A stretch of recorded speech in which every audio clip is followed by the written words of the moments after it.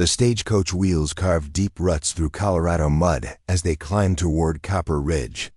Inside, clutching a worn leather satchel, sat a woman whose world had been silent for 23 years.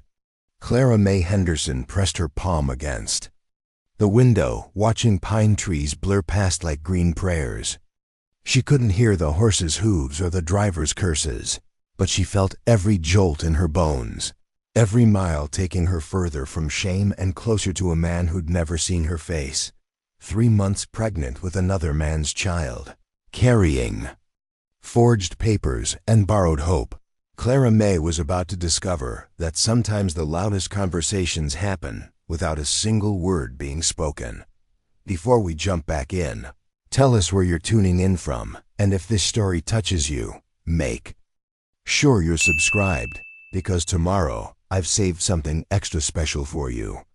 Ezra Blackwood split timber with the precision of a man who'd learned to measure his days in useful motion.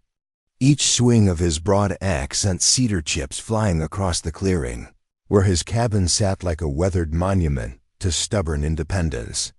The mountains of Colorado Territory stretched endless around him, peaks crowned with snow even in late spring, valleys thick with Douglas fir and secrets. He paused, wiping sweat from his forehead with the back of his flannel sleeve. The silence up here wasn't empty. It buzzed with wind through evergreens, the distant cry of red-tailed hawks, the whisper of melting snow feeding hidden streams. Ezra had grown to love that silence. It asked nothing of him, judged nothing, remembered nothing of the man he'd been before. At 34, Ezra stood 6 feet and 4 inches tall, with shoulders broad enough to carry grudges he'd long since set down. His dark hair hung past his collar, streaked with premature silver that caught sunlight like veins of quartz in granite. A thick beard covered the lower half of his face, hiding the scar that ran from his left ear to the corner of his mouth, a reminder of why he'd chosen mountains over men. The cabin behind him was solid, built to last winters that could kill the unprepared. Chinked log walls, a stone chimney that drew smoke straight and clean, windows fitted with real glass he'd hauled up from Denver City 2 summers back. Inside, the rooms were sparse but comfortable. A main room with a fieldstone hearth, a kitchen with a cast-iron stove, 2 bedrooms he'd built with optimism he no longer possessed. Ezra had come to Copper Ridge 5 years ago with nothing but a mule, basic tools, and the kind of bone-deep exhaustion that follows a man who's lost everything worth losing. The war had taken his brother Samuel.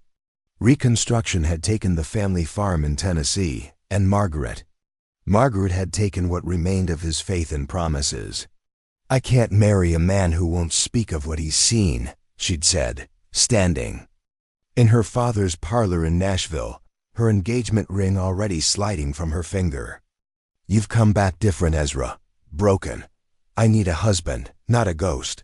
She hadn't been wrong. The Ezra Blackwood who'd ridden off to fight for the Union in 1861 had died somewhere between Gettysburg and Chickamauga. The man who'd returned bore his name and wore his face, but carried wounds that went deeper than flesh wounds, that made him flinch at sudden sounds, made him wake with fists clenched, made him choose silence over the risk of saying too much.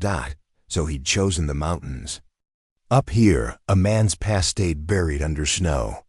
Up here, the only conversations were with wind and wildlife, and neither expected answers he couldn't give.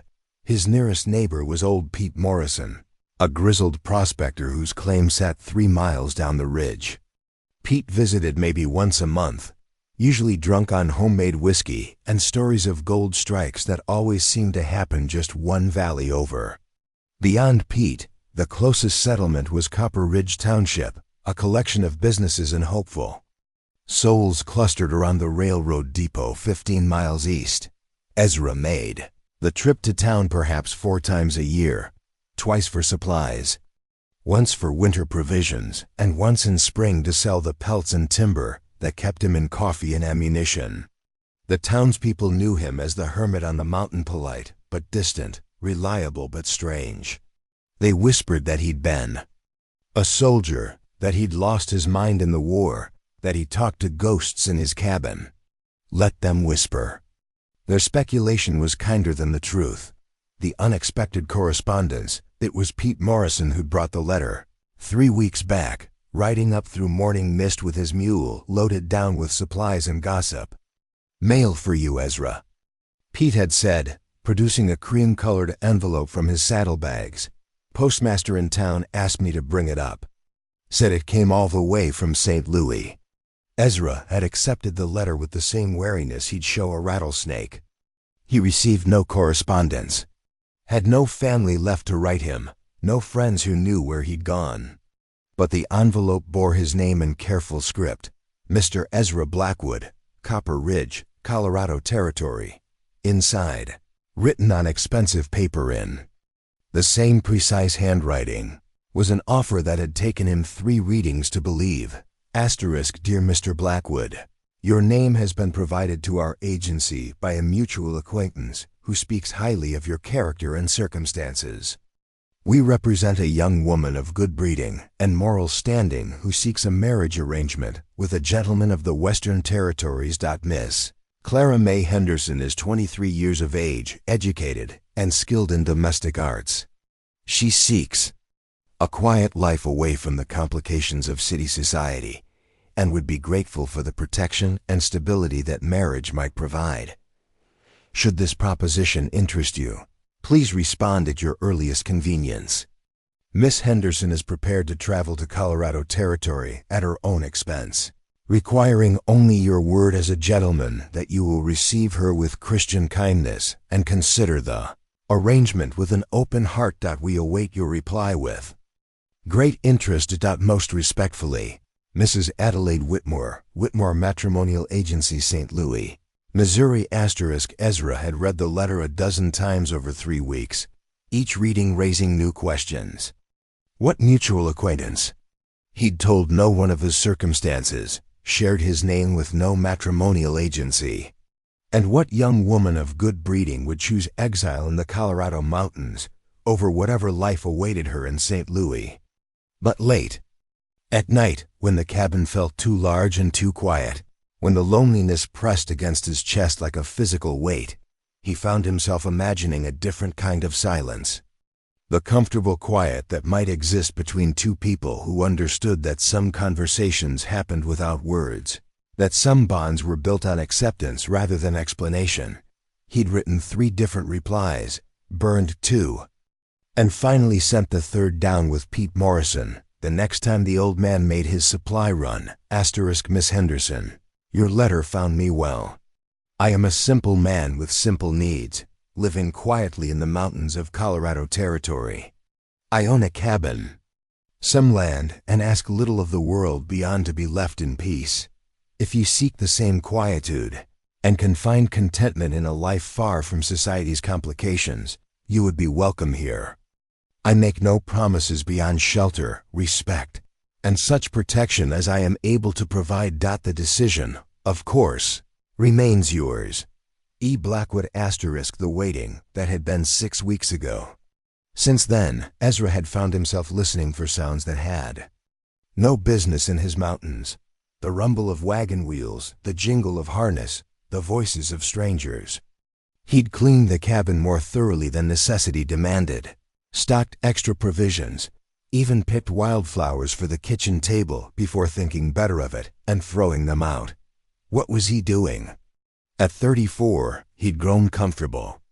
In his solitude, learned to find peace in patterns that required no one else's input. Rise before dawn, tend the animals, work the land, hunt when meat ran low, read by firelight when darkness fell. It was a good life, if a lonely one. Why risk disturbing that balance for a woman he'd never met, who might take one look at his scarred face and mountain roughness and demand the next stagecoach back to civilization? But even as doubt plagued him, Ezra found himself making small preparations. He'd repaired the window latch in the spare bedroom, split extra kindling, fixed the wobble in the kitchen table, built a small chest of drawers from leftover cedar, just in case she came with possessions that needed storing. Truth was, The letter had awakened something in him that 5 years of mountain living hadn't quite killed. Not hope, exactly, he'd learned to distrust that particular emotion, but possibility. The chance that loneliness wasn't a permanent condition, that the silence in his cabin might someday be shared rather than endured. On this particular morning, as Ezra split wood and tried not to think about stagecoach schedules, the mountains seemed to hold their breath. The wind had stilled, even the birds had gone quiet. The kind of silence that preceded either a storm or a revelation. He paused in his work, axe balanced on his shoulder, and scanned the tree line. Nothing moved except the gentle sway of pine boughs. Yet something felt different, charged, like the air before lightning strikes. Ezra set down his axe and walked to the edge of his clearing.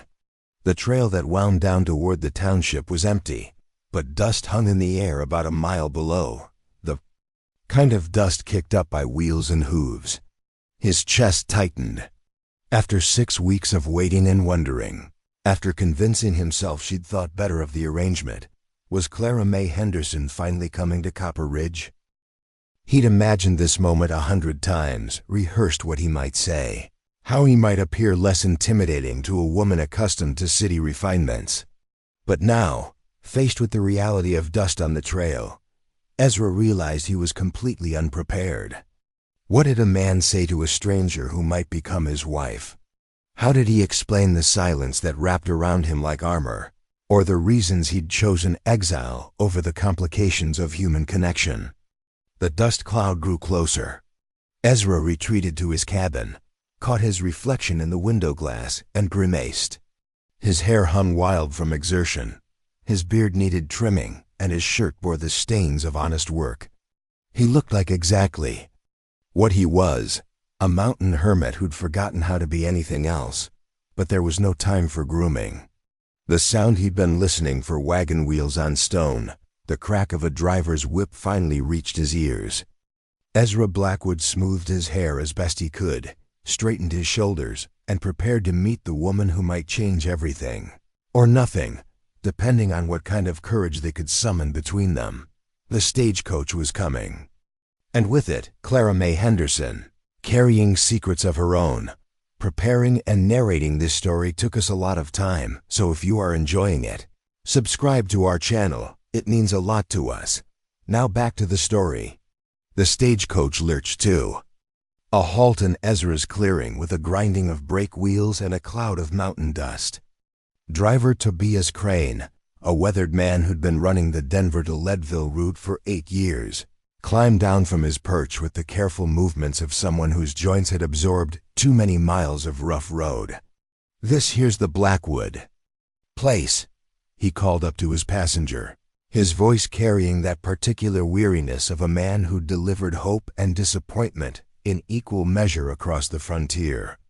"End of the line, miss." From inside the coach came no response, not even the rustle of skirts or the sound of someone gathering belongings. Tobias frowned and walked to the passenger door. Through the dust-streaked window, he could see her. A young woman with auburn hair pinned beneath a simple brown traveling hat, her hands folded in her lap with the stillness of someone who'd learned to wait. "Miss Henderson?" Tobias opened the door. "We've arrived." Clara May Henderson looked up at him with eyes the color of winter sage pale green with flecks of gold that caught the afternoon light. Her face was oval-shaped and delicate, with high cheekbones that spoke of good breeding and a mouth that seemed more accustomed to silence than speech. But it was her expression that gave Tobias pause, alert but distant, like someone listening to a conversation only she could hear. She watched his lips as he spoke, then nodded once and began to gather her things. Her movements were precise, economical: a small carpet bag, a cloth bundle tied with string, and a leather portfolio that she clutched as if it contained her entire world. Which, in many ways, it did. Tobias offered his hand to help her down. Clara May's fingers were soft but strong, the hands of someone who'd known work despite her obvious education. As her feet touched the ground, she looked around the clearing with an expression Tobias couldn't quite read. Not disappointment, exactly, but perhaps a kind of careful evaluation, as if she were measuring the space between expectation and reality. "Your husband-to-be's just there," Tobias said, nodding toward the cabin where Ezra stood frozen in the doorway. "Mr. Blackwood seems like a decent sort, if a mite solitary." Clara May followed his gaze, and Tobias watched something shift in her face. Not fear, he'd seen that reaction plenty of times when city women got their first look at frontier men. This was something else. Recognition, maybe, or the kind of understanding that passes between people who've both learned to navigate the world differently than most. Ezra Blackwood stepped out of his doorway, and Tobias had to admit the man cut an impressive figure. Tall and broad-shouldered, with the kind of presence that came from physical strength tempered by restraint. His dark hair was longer than fashion dictated, his beard full but neatly trimmed, and his clothes simple wool trousers, white cotton shirt, and a leather vest were clean and well-maintained despite their obvious age. But it was his eyes that held Tobias's attention. Dark brown, almost black, and careful in the way of men who'd seen too much. They fixed on Clara May with an intensity that might have been intimidating if not for the uncertainty that flickered behind them. "Miss Henderson," Ezra said, his voice carrying clearly across the clearing. Deep and measured, with just a hint of the Tennessee mountains he'd left behind. "Welcome to Copper Ridge." Clara May didn't respond immediately. Instead, she studied his face with the same careful attention she'd given the clearing, her eyes, tracing the line of his jaw, the set of his shoulders, the way he held himself like a man prepared for either welcome or rejection. Then she smiled not broadly, but with genuine warmth, and something in the mountain air seemed to shift. Tobias cleared his throat. "Well then, I'll just get Miss Henderson's trunk from the boot and be on my way. Got to reach Morrison's Gulch before dark." He busied himself with unloading Clara May's belongings, a modest trunk of dark wood, reinforced with brass corners, and a smaller case that looked like it might contain sewing supplies. Not much for a woman starting a new life, but Tobias had learned not to judge what people chose to carry into their futures. As he worked, he became aware of an odd quality to the silence in the clearing. It wasn't the usual awkwardness of strangers meeting for the first time. Clara May and Ezra seemed to be conducting some kind of conversation, but Tobias couldn't make sense of it.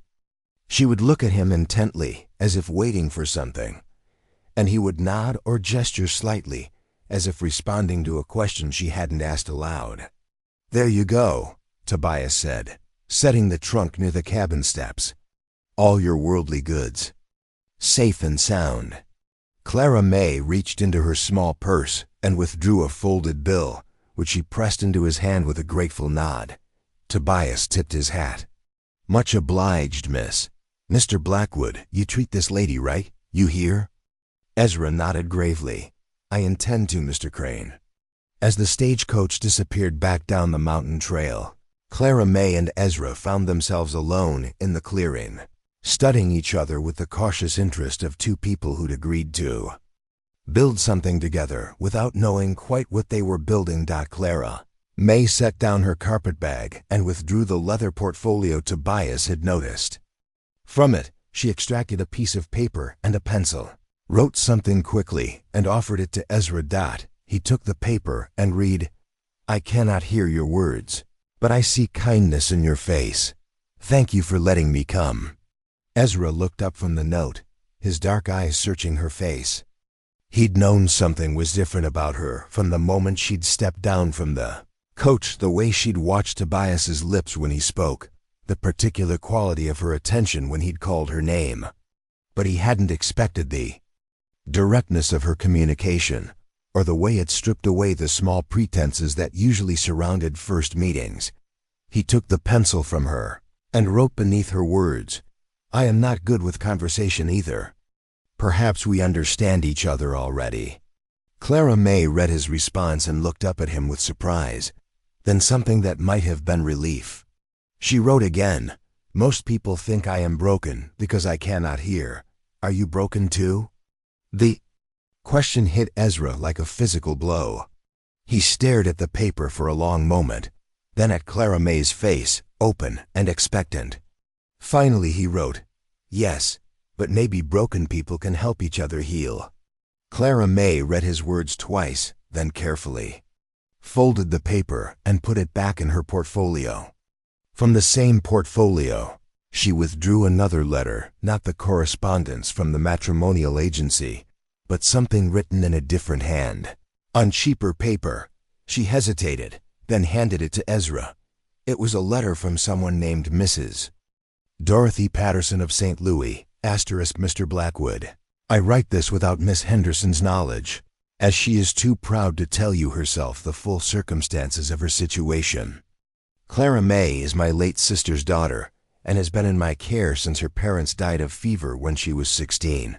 She lost her hearing to scarlet fever as a child, but do not think this makes her helpless. She reads lips well, writes beautifully, and has skills in cooking, sewing, and household management that would serve any man well. She is gentle, intelligent, and has a strength of character that has seen her through difficulties that would break a lesser person. I tell you this because Clara May carries a burden she did not choose. She is with child by a man who promised marriage and disappeared when he learned of her condition. She has 3 months yet before the baby comes, and she is healthy and strong. But she believes herself ruined and unmarriageable. I arranged for her name to be given to your matrimonial agency because I believe she deserves a chance at happiness, and because something in your letter suggested you might be the kind of man who judges by character rather than circumstances. If you cannot accept her as she is, please be gentle in your refusal. She has endured enough shame for one lifetime, with hopes for her future. Dorothy Patterson *. Ezra read the letter twice, then looked at Clara May, who stood watching him with her chin raised in defiance and her hands clasped so tightly her knuckles had gone white. She was prepared for rejection, he realized. Had probably been preparing for it since she'd left St. Louis. He folded the letter carefully and handed it back to her, then took the pencil and wrote on a fresh piece of paper. How far along? Clara May wrote back. 3 months. The baby will come in December. Are you well? Do you need anything? I am well. I need only what you offered: shelter, respect, and protection. Ezra studied her face, noting for the first time the slight fullness in her cheeks, the way her traveling dress was cut loose around the waist. She was indeed carrying a child, and the father was nowhere to be found. In most frontier communities, such a situation would make her an outcast. But Ezra found himself thinking not of social conventions, but of practical considerations. Winter comes early in the mountains, he wrote. December's a hard month for birthing. You'll need warmth and someone who knows what to do. Do you know what to do? Ezra paused, pencil hovering over paper. He thought of his sister Sarah, lost to complications in childbirth while he was away at war. Thought of the guilt he'd carried ever since, the knowledge that he'd failed to protect the people who'd mattered most. I will learn, he wrote finally. And there's a woman in town, Mrs. Mackenzie, who's delivered half the babies in the territory. She'll help when the time comes. Clara May read his words, then looked up at him with an expression he couldn't quite decipher. Not gratitude exactly, but something deeper. Recognition, perhaps, of a promise made without conditions. The afternoon was growing late, and the mountain air carried the bite of coming evening. Ezra looked at Clara May's trunk and bags, still sitting in the dust where Tobias had left them, then at Clara May herself, standing straight and still in her traveling clothes like a sentinel waiting for orders. He picked up the pencil and wrote, The spare room is ready. You don't have to decide anything tonight, except whether you want supper. Clara May smiled then, the first real smile he'd seen from her, and wrote back, I am very hungry. It's been a long journey. Can you cook? Or should I? I can cook very well, but I don't know what you have. Ezra found himself almost smiling as he wrote, venison, potatoes, some early vegetables from the garden. Coffee, if you drink it. I would love coffee. And I can make biscuits if you have flour. I have flour. Clara May nodded once, then began gathering her bags. Ezra moved to help her, lifting the trunk easily despite its obvious weight. As they walked toward the cabin together, he noticed how she moved carefully, but not fearfully, her head up and her eyes taking in details. The neat stack of split wood, the small vegetable garden enclosed by a fence of split rails, the way the cabin windows caught the late afternoon light dot at the door. She paused and looked back at the clearing, then up at the mountains that surrounded them like protective walls. When she turned back to him, she was writing again. It's beautiful here. Peaceful. Yes, he wrote back. It is. What he didn't write was that the peace had been hard-won, built from years of deliberate solitude and the careful construction of a life that required no one else's approval. But standing there with Clara May Henderson, watching her take in her new surroundings with eyes that missed nothing despite their silence, Ezra began to wonder if perhaps the best kind of peace was the kind that could be shared. The sun was setting behind the western peaks, painting the sky in shades of gold and rose. Tomorrow would bring new challenges, new adjustments, new questions about how two broken people might build something whole together. But for now, there was just the simple prospect of shared supper and the kind of comfortable silence that needed no words to fill it. Clara May stepped across the threshold of her new home, and Ezra followed, closing the door against the mountain. Evening and opening it to whatever possibilities the night might bring. The first light of dawn filtered through the cabin windows, painting everything in soft shades of amber and gold. Clara May had been awake for an hour, sitting by the window in the spare bedroom, watching the mountains emerge from shadow like sleeping giants stirring to life. She'd slept better than she had in months, not because the narrow bed was particularly comfortable, but because for the first time since leaving St. Louis, she felt safe. Through the thin cabin walls, she could hear Ezra moving about in the main room, the soft thud of wood being added to the fire, the scrape of the coffee pot against the stove. She couldn't hear these sounds, of course, but she felt their vibrations through the floorboards, and they created a rhythm of domestic life that was both foreign and comforting. Clara May rose and dressed carefully, choosing her blue calico dress, the nicest of the three she'd brought, and pinning her auburn hair into a neat bun. In the small mirror above the washstand, she could see the subtle changes pregnancy had brought to her face, a slight fullness in her cheeks, a deepening of the green in her eyes, a glow that her Aunt Dorothy had insisted made her more beautiful. Even as society deemed her ruined, she opened her bedroom door to find Ezra standing at the kitchen window, looking out at his garden. He'd already dressed for the day in clean work clothes, his dark hair still damp from washing. When he sensed her presence and turned around, she saw something in his expression that made her pause, not discomfort. Exactly, but a kind of careful consideration, as if he were weighing options she couldn't see. "Good morning," he said, though of course she couldn't hear him. Instead, she watched the shape of the words on his lips and nodded in response. Clara May reached for her writing materials, then hesitated. Last night, their written conversation had felt natural, even intimate. But in the harsh light of morning, she wondered if he was already regretting his kindness. Men often made generous gestures in the emotion of the moment, only to reconsider when practical realities set in. She wrote carefully, "Good morning. Did you sleep well?" Ezra read her note and wrote back, "Well enough. Coffee's ready. Are you hungry?" "Yes, thank you. May I help with breakfast?" He handed her the pencil with something that might have been relief. "I was hoping you'd offer. I can make coffee and fry bacon, but that's about where my cooking ends." Clara May smiled and moved to examine his kitchen supplies. The cabin was well stocked: flour, eggs, salt pork, dried beans, canned peaches, and a small collection of herbs hanging from the rafters. Not luxurious, but more than adequate for someone who knew how to cook. And Clara May knew how to cook very well indeed. As she began mixing batter for flapjacks, Ezra sat at the kitchen table with his coffee, watching her work. There was something mesmerizing about her movements, economical and sure, as if she were following a recipe written in muscle memory. She moved through his kitchen as if she belonged there, finding what she needed without asking, adapting to the limitations of his equipment with practiced grace. But as Clara May worked, Ezra found himself wrestling with thoughts that had kept him awake half the night.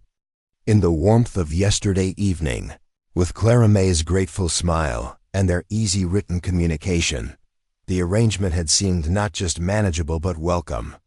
But now, in the cool light of morning, the full weight of what he was contemplating began to settle on his shoulders. Clara May Henderson wasn't just a lonely woman seeking a quiet life in the mountains.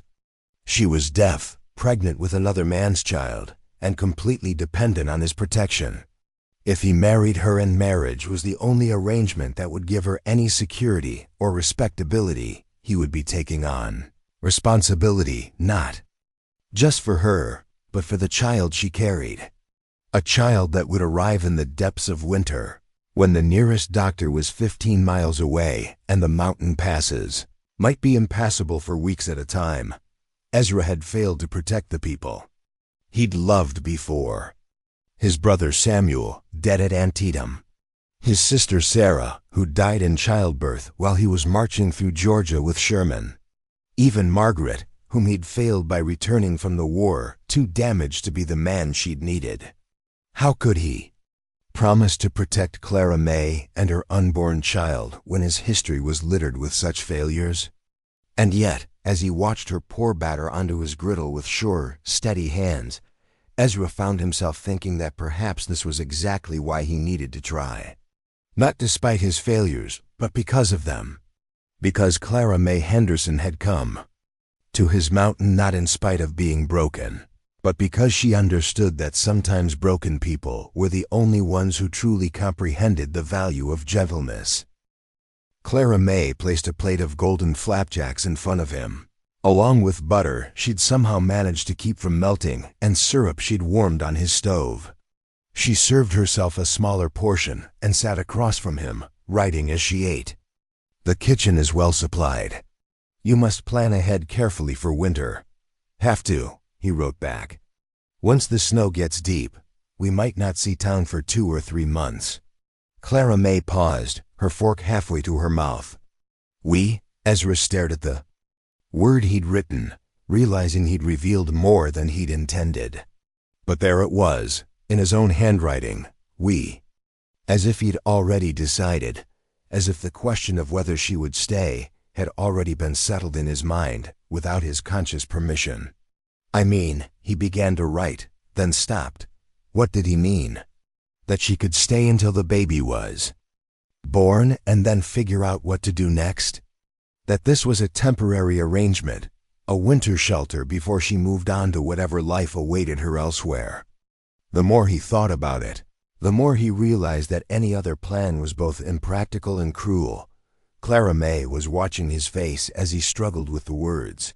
Finally, she took the pencil and wrote, "You don't have to decide anything right now. I understand this is complicated." "It's not complicated," Ezra wrote, surprising himself with the firmness of his response. "It's simple. You need a place to stay, and I have room. You need protection, and I can provide it. The rest we can figure out as we go." Clara May read his words twice, then looked up at him with an expression he couldn't quite read. "And what do you need?" The question caught him off guard. When was the last time someone had asked what he needed? Margaret had told him what she needed from him, and when he couldn't provide it, she'd left. The army had told him what they needed from him, and he'd given it until there was almost nothing left. His family had needed him, and he'd failed them. But what did he need? "I don't know," he wrote honestly. "I've gotten used to needing nothing. That's not living." Clara May wrote back, "That's just surviving." Her words hit him like a physical blow, because she was right, of course. For 5 Years he'd been surviving, getting through days, enduring seasons, existing rather than living. And he'd convinced himself that was enough. That safety lay in wanting nothing, because wanting nothing meant losing nothing. But Clara May's presence in his kitchen, the domestic warmth of shared breakfast, the simple pleasure of communication, with someone who understood the value of careful words, all of it reminded him of what he'd given up when he'd chosen isolation over the risk of connection. After breakfast, Clara May insisted on washing the dishes while Ezra attended to his morning chores. She worked at the kitchen basin, scrubbing plates and cups with the same careful attention she'd given to cooking, while he fed the chickens and checked on his small herd of goats that grazed in the meadow beyond the garden. But as Ezra scattered grain for the chickens, his mind was elsewhere. Yesterday, accepting Clara May had seemed like a simple act of Christian charity. Today, he was beginning to understand that nothing about this arrangement would be simple. She was beautiful, intelligent, and capable. Any man would be fortunate to have her as a wife. But she was also vulnerable in ways that went beyond her. Deafness and pregnancy. She'd been abandoned by one man already, left to face shame and exile because she'd trusted someone who'd proven unworthy of that trust. If Ezra took her in now, only to change his mind later when the reality of their situation became more challenging, he would be inflicting a cruelty worse than anything she'd already endured, and there would be challenges. The townspeople of Copper Ridge were decent enough folk, but they had firm ideas about respectability and proper behavior. A woman arriving pregnant and unmarried would cause talk. A deaf woman marrying a mountain hermit would cause more talk. Some would be merely curious, but others would be genuinely hostile, seeing Clara May as either a burden on the community or a threat to their moral order. Could he protect her from that kind of judgment? Did he have the right to subject her to? Lost in these thoughts, Ezra didn't notice the approaching rider until the horse was already in his clearing. He looked up to see Deputy Marshal Frank Wilson, a lean man with graying hair and the kind of weathered face that came from 20 years of keeping peace in rough territory. "Morning, Blackwood," Wilson called, dismounting near the cabin. "Heard you had company come in on yesterday's stage." Ezra tensed. News traveled fast in small communities, and he should have expected that Clara May's arrival wouldn't go unnoticed. "Morning, Frank. What brings you up the mountain?" Wilson tied his horse to the hitching post Ezra had installed more for appearances than necessity, just making rounds, checking on folks. "Tobias Crane mentioned he delivered a lady to your place yesterday." "Matrimonial arrangement," he said. "That's right. Well, that's fine then." Wilson relaxed slightly. Town council's been concerned about the, moral atmosphere lately. Young folks getting ideas about free love and such nonsense. Good to know respectable people are still doing things the proper way. Ezra felt his chest tighten. The proper way. Marriage first, then children. Not a pregnant woman seeking refuge with a stranger who'd agreed to help her out of loneliness and guilt. "Marriage takes time to arrange," he said carefully. "Papers to file, ceremony to plan." "Course it does," Wilson agreed. "But you're planning to do right by the lady, I assume? Not just let her stay here without benefit of marriage?" The question hung in the air like smoke. Ezra looked toward the cabin, where he could see Clara May's silhouette moving behind the kitchen window. She was washing dishes, humming soundlessly to herself, unaware that her future was being discussed and judged by men who knew nothing of her circumstances. "I'll do right by her," Ezra said finally. Wilson nodded approvingly. "Good man." "Always. Said you were solid, despite what some folks whisper about hermits and such. When's the ceremony?" Ezra's mouth went dry. When indeed? He and Clara May had barely begun to figure out how to communicate with each other, let alone discuss marriage plans. But Wilson was waiting for an answer, and Ezra could see in the deputy's eyes that the wrong response could bring unwanted scrutiny. To Clara May at the worst possible time. "Soon," he said. We're just settling the details. Well, don't settle too long, Wilson said, climbing back onto his horse. You know how people talk. Best to make it official before tongues start wagging. As Wilson rode away, Ezra stood in his clearing, feeling the weight of commitment settling around him like a heavy coat. He'd just promised a lawman that he would marry Clara May Henderson, a woman he'd known for less than 24 hours. But as he thought about it, he realized the promise didn't feel like a burden, that it felt like a choice he'd already made without fully acknowledging it. That evening, after a supper of venison stew and fresh bread that Clara May had somehow managed to bake in his temperamental oven, they sat by the fire, sharing their now familiar routine of written conversation. The flames cast dancing shadows on the cabin walls, and the mountain darkness outside made their small circle of light feel both intimate and isolated. Clara May had been quieter than usual during supper, and Ezra wondered if she'd sensed something different in his manner since Wilson's visit. Finally, she took up her pencil and wrote, "You seem troubled tonight. Have I done something wrong?" "No," he wrote quickly. "You've done everything right. It's just ... We need to talk about practical matters, such as..." Ezra stared at the paper, trying to find words for what he needed to say. Finally he wrote, "The deputy marshal came by today. He knows you're here, and he expects us to marry soon. If we don't, there will be questions. Talk, maybe trouble." Clara May read his words, then set the paper down and stared into the fire for a long moment. When she picked up the pencil again, her handwriting was steady, "And you don't want to marry me." It wasn't a question, and the matter-of-fact way she'd written it made Ezra's chest ache. "It's not about want," he wrote. "It's about what's fair to you. You came here seeking shelter, not a husband. I don't want you to feel trapped." "I felt trapped in St. Louis," she wrote back. "Here I feel safe." Safety and marriage are different things. Clara May studied his face for a long moment, then wrote, "What kind of marriage are you thinking of?" Ezra hesitated. He'd been wrestling with this question all day. "A real one," he wrote finally. "Not just for appearances. If we do this, I want to do it honestly. But I also want you to know you would have choices. Your own room, your own space. No expectations beyond what you're comfortable with. And the baby would be mine by law, protected, provided for." Clara May set down the pencil and walked to the window, looking out at the star-filled mountain sky. When she returned to the table, she wrote, "I have something to tell you first. The baby's father, he wasn't a good man.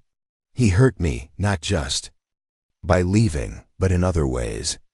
I'm not sure I know how to trust a man again." Ezra read her words and felt anger rise in his chest, not at her, but at the nameless man who'd used her vulnerability against her. "I would never hurt you," he wrote. "Not in any way. That's a promise. How can you be sure?"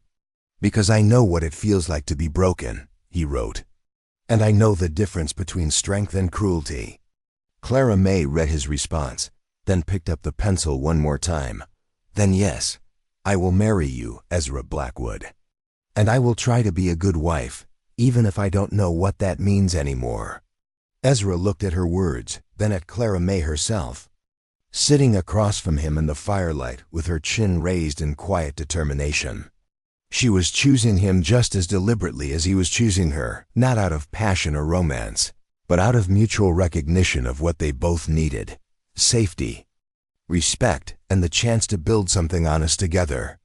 "Then we'll figure it out together," he wrote. "Both of us." Outside, the mountain wind whispered through the pines, and inside, two broken people made a promise to try to become whole, 3 days after their quiet agreement to marry Clara May. And Ezra made their first journey together down the mountain to Copper Ridge Township. The morning air was crisp with the promise of autumn, and the aspens had begun their transformation, painting golden streaks across the mountainsides like brushstrokes on green canvas. Clara May sat beside Ezra on the wagon seat, her best dress a deep green wool with jet buttons, carefully pressed and her hair arranged in the most fashionable style she could manage without a proper mirror. In her lap, she clutched a small drawstring purse containing the few pieces of jewelry she'd inherited from her mother: a pearl brooch, simple gold earrings, and the thin wedding band that had never made it to her finger in St. Louis. Ezra had, dressed with equal care in his only good suit, a dark blue wool that had seen better days but was clean and well maintained. He'd trimmed his beard and tamed his unruly hair, though he still looked more like a mountain man playing dress-up than a proper gentleman. But there was something reassuring about his solid presence beside her, the way he handled the reins with quiet competence, his occasional glances to make sure she was comfortable on the rough trail. They'd agreed the night before that this trip served multiple purposes: to file the necessary paperwork for their marriage, to purchase supplies Clara May would need for the baby, and perhaps most importantly, to present themselves to the community as a respectable couple making a proper arrangement. But as the wagon wheels carried them closer to town, Clara May felt her stomach tightening with familiar anxiety.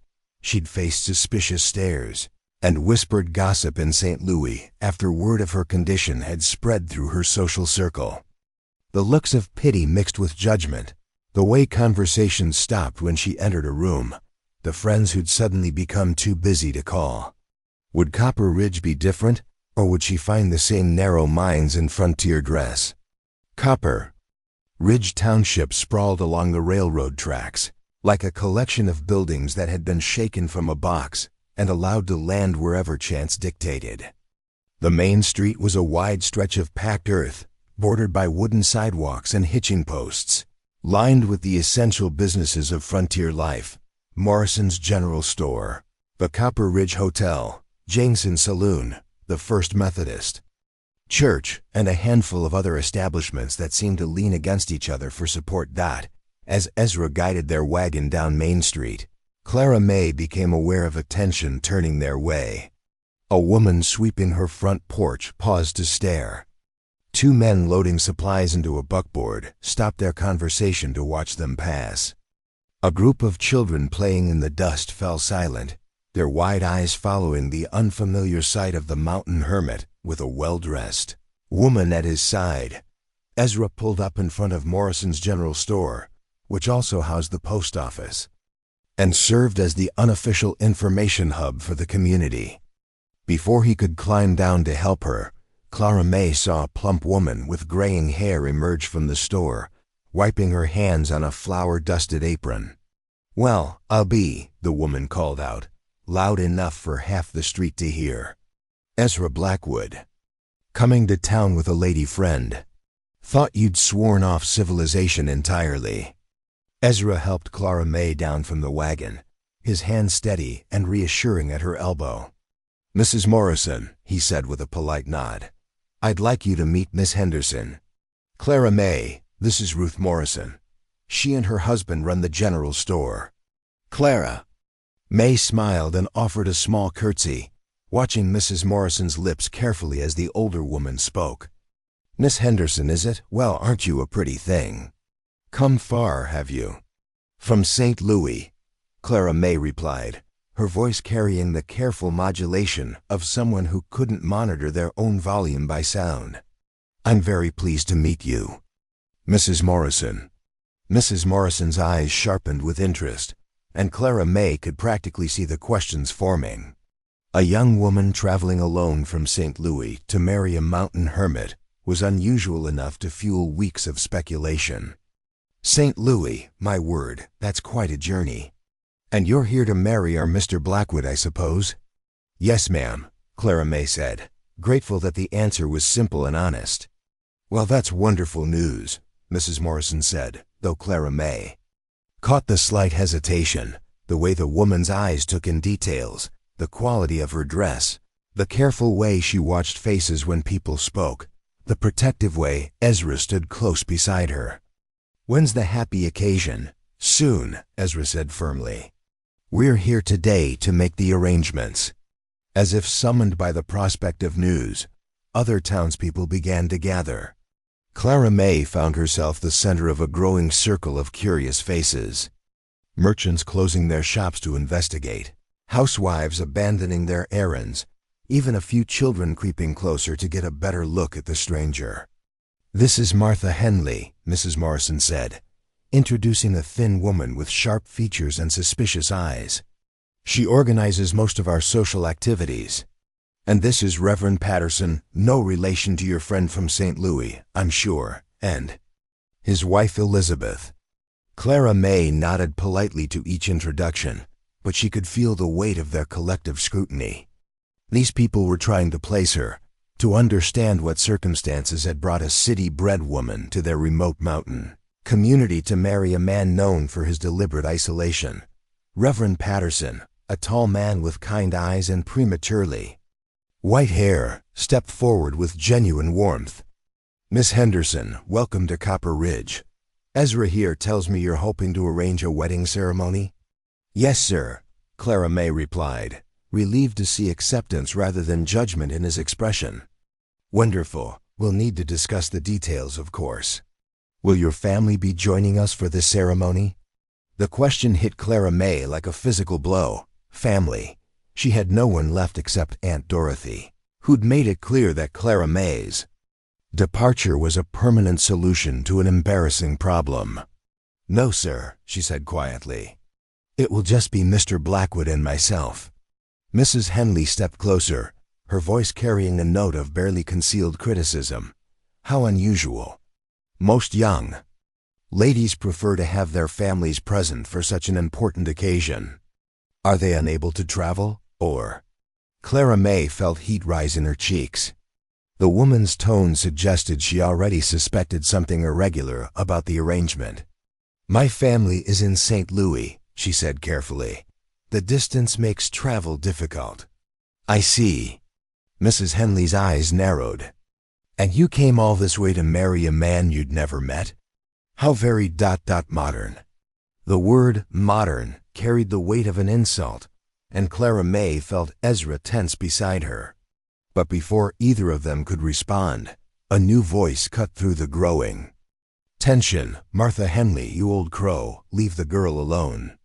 Everyone turned to see a stocky woman with steel-gray hair and work-roughened hands pushing through the crowd. Clara May had never seen her before, but there was something immediately reassuring about her direct manner and the way she seemed to command respect despite her plain appearance. "This is Dr. Sarah Mackenzie," Ezra said quietly to Clara May. "The best doctor and midwife in 3 counties." Dr. Mackenzie looked Clara May up and down with the professional assessment of someone accustomed to evaluating health and character quickly. "So you're the young lady who's finally convinced our hermit to rejoin the human race. About time, I'd say." "Dr. Mackenzie," Clara May said with genuine pleasure. This was the woman Ezra had mentioned, who would help when the baby came. "Call me Sarah, dear. We don't stand on ceremony out here." Sarah's eyes were sharp but kind as she continued her evaluation. "You look healthy enough, though a bit thin. Mountain living will put some meat on your bones. When are you due?" The question was asked so matter-of-factly that it took Clara May a moment to realize what had been said. Around them, the circle of townspeople went silent, and she felt the weight of their collective attention like a physical presence. That is ... Clara May stammered, feeling blood drain from her face. Sarah Mackenzie's expression didn't change, but she moved slightly closer, as if to shield Clara May from the crowd's stares. "About 4 months along, I'd guess. December, baby?" Clara May could only nod, her voice deserting her entirely. Around them, the silence stretched like a held breath, broken only by Mrs. Henley's sharp intake of air and the whispered conversations that immediately began among the gathered crowd. "Well," Mrs. Henley said, her voice cutting through the murmurs like a blade, "I suppose that explains the sudden desire for marriage." The words hit Clara May like a slap. She'd known this moment would come, had prepared herself for it during the long journey from St. Louis, but knowing and experiencing were different things entirely. The looks of surprise, disappointment, and outright condemnation that surrounded her now made her feel smaller than she ever had. "Martha," Reverend Patterson said sharply, "that's quite enough." "Is it?" Mrs. Henley replied. "Reverend, surely you can't approve of performing a marriage ceremony under these circumstances. What kind of example does it set for our young people?" "The example of Christian forgiveness and redemption," the Reverend replied firmly, "which I would hope all members of my congregation would embrace." But the damage was done. Clara May could see it in the faces around her, the way some people stepped back slightly as if her condition might be contagious. The whispered conversations that would follow them through town. The looks that ranged from pity to disgust. Ezra moved closer to her side, his presence solid and protective. "If anyone has questions about my arrangements," he said, his voice carrying clearly across the square, "they can address them to me directly." "Oh, we will," called out a voice from the back of the crowd. Clara May turned to see a tall, lean man with a sheriff's badge pinned to his vest pushing through the gathered townspeople. "Deputy Marshal Wilson, at your service, Miss Henderson." Clara May recognized him as the man Ezra had mentioned, who'd visited the cabin asking about their marriage plans. But his tone now was different from the casual friendliness Ezra had described, more official, more threatening. "Marshal Wilson," Ezra said carefully. "Mr. Blackwood, I'm a bit surprised to see you bringing Miss Henderson to town in her condition. Folks might get the wrong idea about the timeline of your acquaintance." The accusation hung in the air like smoke. Wilson wasn't just questioning Clara May's morality, he was suggesting that Ezra might be the father of her child, that their claims of a matrimonial arrangement were a convenient fiction to cover something more scandalous. "The timeline of our acquaintance is exactly as we've stated," Ezra said, his voice tight with controlled anger. "Miss Henderson came here as arranged through a matrimonial agency. We plan to marry as soon as the legal requirements can be met." "Of course," Wilson said, his tone suggesting he believed nothing of the sort. "Still, I'm sure you understand that the community has certain standards. We can't have unmarried women in delicate conditions, just settling in without proper arrangements." "Doctor." Mackenzie stepped forward, her medical bag clutched in one hand like a weapon. "Frank Wilson, you sanctimonious fool. This young woman needs support and care, not your moral grandstanding. If you have legal concerns about their marriage arrangements, address them through proper channels. Otherwise, stop terrorizing a pregnant woman in the middle of Main Street." Wilson's face reddened, but Sarah Mackenzie had more standing in the community than he did. Most of the people gathered owed their lives or the lives of their family members to her skills, and few were willing to cross her openly. "Doctor's right," called out a voice from the crowd. "Ain't none of our business how folks arrange their private affairs." But not everyone agreed. Clara May could hear the murmurs of disapproval, see the looks of judgment that followed her every movement. Some townspeople were already turning away, making it clear they wanted no part of whatever scandal they imagined was unfolding. As the crowd began to disperse, Clara May found herself standing in the dusty street, feeling more exposed and vulnerable than she ever had in her life. The careful plans she and Ezra had made for a quiet, respectable integration into the community lay in ruins around her feet. Instead of being welcomed as a respectable bride-to-be, she'd been revealed as exactly what she was, a pregnant woman, seeking refuge in a marriage of convenience. Ezra stood beside her, his jaw set and his eyes hard as he watched the townspeople scatter to spread the news of what they'd witnessed. When he finally looked down at her, Clara May saw something in his expression that made her heart sink. Regret. "I'm sorry," she said, her voice barely above a whisper. "I've ruined everything." "No," Ezra said firmly. "You haven't ruined anything. But I think we need to have an honest conversation about what this means." They walked in silence to the wagon, Clara May's face burning with shame as she felt eyes following them from every window and doorway. The supplies they'd come to buy remained unpurchased. The marriage arrangements they'd planned to make remained unfinalized. Instead, they'd accomplished something neither had intended. They'd given the good people of Copper Ridge something to talk about for months to come. As Ezra helped her into the wagon, Clara May caught sight of Dr. Mackenzie approaching with her medical bag. "If you're heading back up the mountain," Sarah said, "I'll ride along. We need to talk about prenatal care, and it's clear this town isn't the place for that conversation today." Ezra nodded gratefully. "We'd appreciate the company, Doc." As they drove out of Copper Ridge with Dr. Mackenzie's horse tied behind the wagon, Clara May stared back at the small collection of buildings that represented the nearest thing to community she and Ezra would have. The faces watching from windows and doorways were no longer curious. They were judgmental, suspicious, hostile. She'd faced this kind of rejection before, but never while carrying the additional burden of knowing she'd dragged someone else down with her. Ezra had lived peacefully in these mountains for 5 years, earning the grudging respect of the townspeople through his honest dealings and quiet reliability. Now, because of her, he'd become the subject of scandal and speculation. The mountain trail stretched ahead of them, leading back to the cabin that had briefly felt like sanctuary. But Clara May couldn't shake the feeling that they were retreating from a battle they'd already lost, carrying wounds that would be harder to heal than either of them had imagined. Behind them, Copper Ridge disappeared around a bend in the trail. But Clara May knew that the judgment they'd faced there would follow them wherever they went.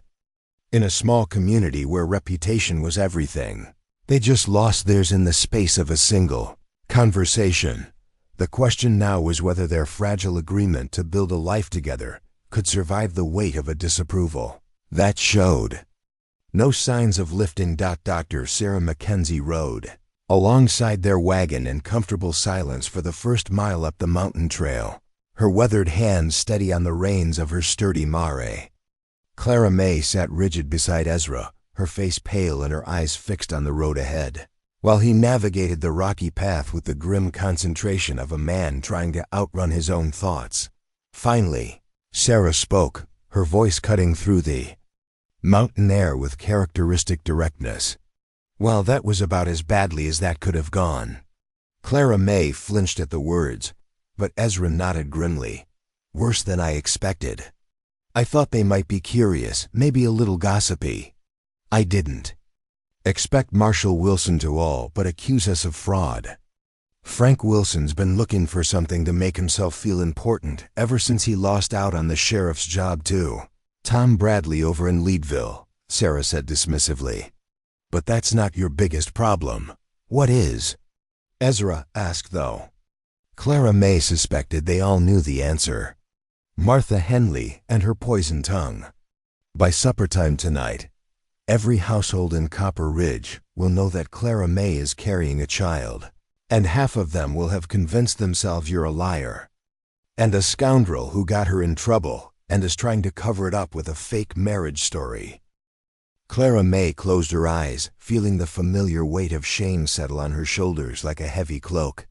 This was exactly what she'd fled from in St. Louis. The whispers, the accusations, the way decent people suddenly found reasons to cross the street rather than speak to her. "It doesn't matter what they think," Ezra said, but Clara May heard the uncertainty in his voice. "Doesn't it?" Sarah reined in her horse and fixed him with a sharp look. "Ezra Blackwood, you've lived up in those mountains so long you've forgotten how small towns work. These people don't just think badly of you now. They're going to make it their business to prove they're right about you. And that means making life difficult for both of you in ways you haven't even imagined yet." When they reached the cabin, Sarah accepted Ezra's invitation to come inside for coffee and to examine Clara May properly, while Ezra tended to the horses. The two women sat in the main room, Sarah's medical bag open on the kitchen table between them. "How far along are you really?" Sarah asked, her tone matter-of-fact and professional. Clara May hesitated, then wrote on her slate, "About 4 months. Maybe a little more." Sarah nodded, reading the words easily. "I figured as much. And this is your first child?" "Yes. Any complications so far? Bleeding, severe sickness, unusual pain?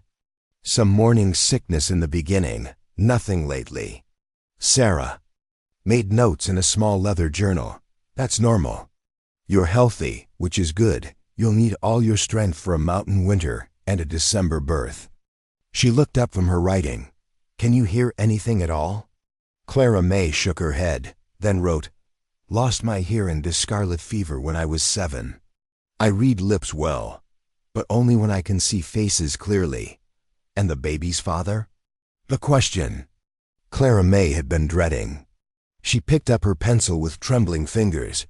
Gone. He left when he learned about the baby. He was not ... He was not a kind man. Sarah studied Clara May's face, and whatever she saw there made her expression soften. I see, and Ezra knows this? Yes, he knows everything. Good. Secrets have a way of poisoning marriages, especially ones that start under difficult circumstances. Sarah closed her journal and looked directly at Clara May. Can I give you some advice? Clara May nodded. Don't let what happened in town today convince you that you made a mistake coming here. Ezra Blackwood is a good man, damaged, maybe, but good. And those people in town will come around eventually, or they won't. Either way, you'll have each other in this mountain, and sometimes that has to be enough. When Ezra returned from the barn, he found the 2 women sitting quietly by the fire. Clara May looking marginally less devastated than she had during their retreat from town. How is she, Doc? He asked. Healthy as a horse and strong as mountain oak, Sarah replied. The baby's growing well, positioned correctly, and barring any complications, should arrive right around Christmas. But you need proper care, especially as winter sets in. Ezra nodded. Whatever she needs.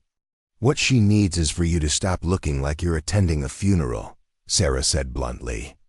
What happened in town was unfortunate, but it's not the end of the world. People talk, Ezra, then they find something else to talk about.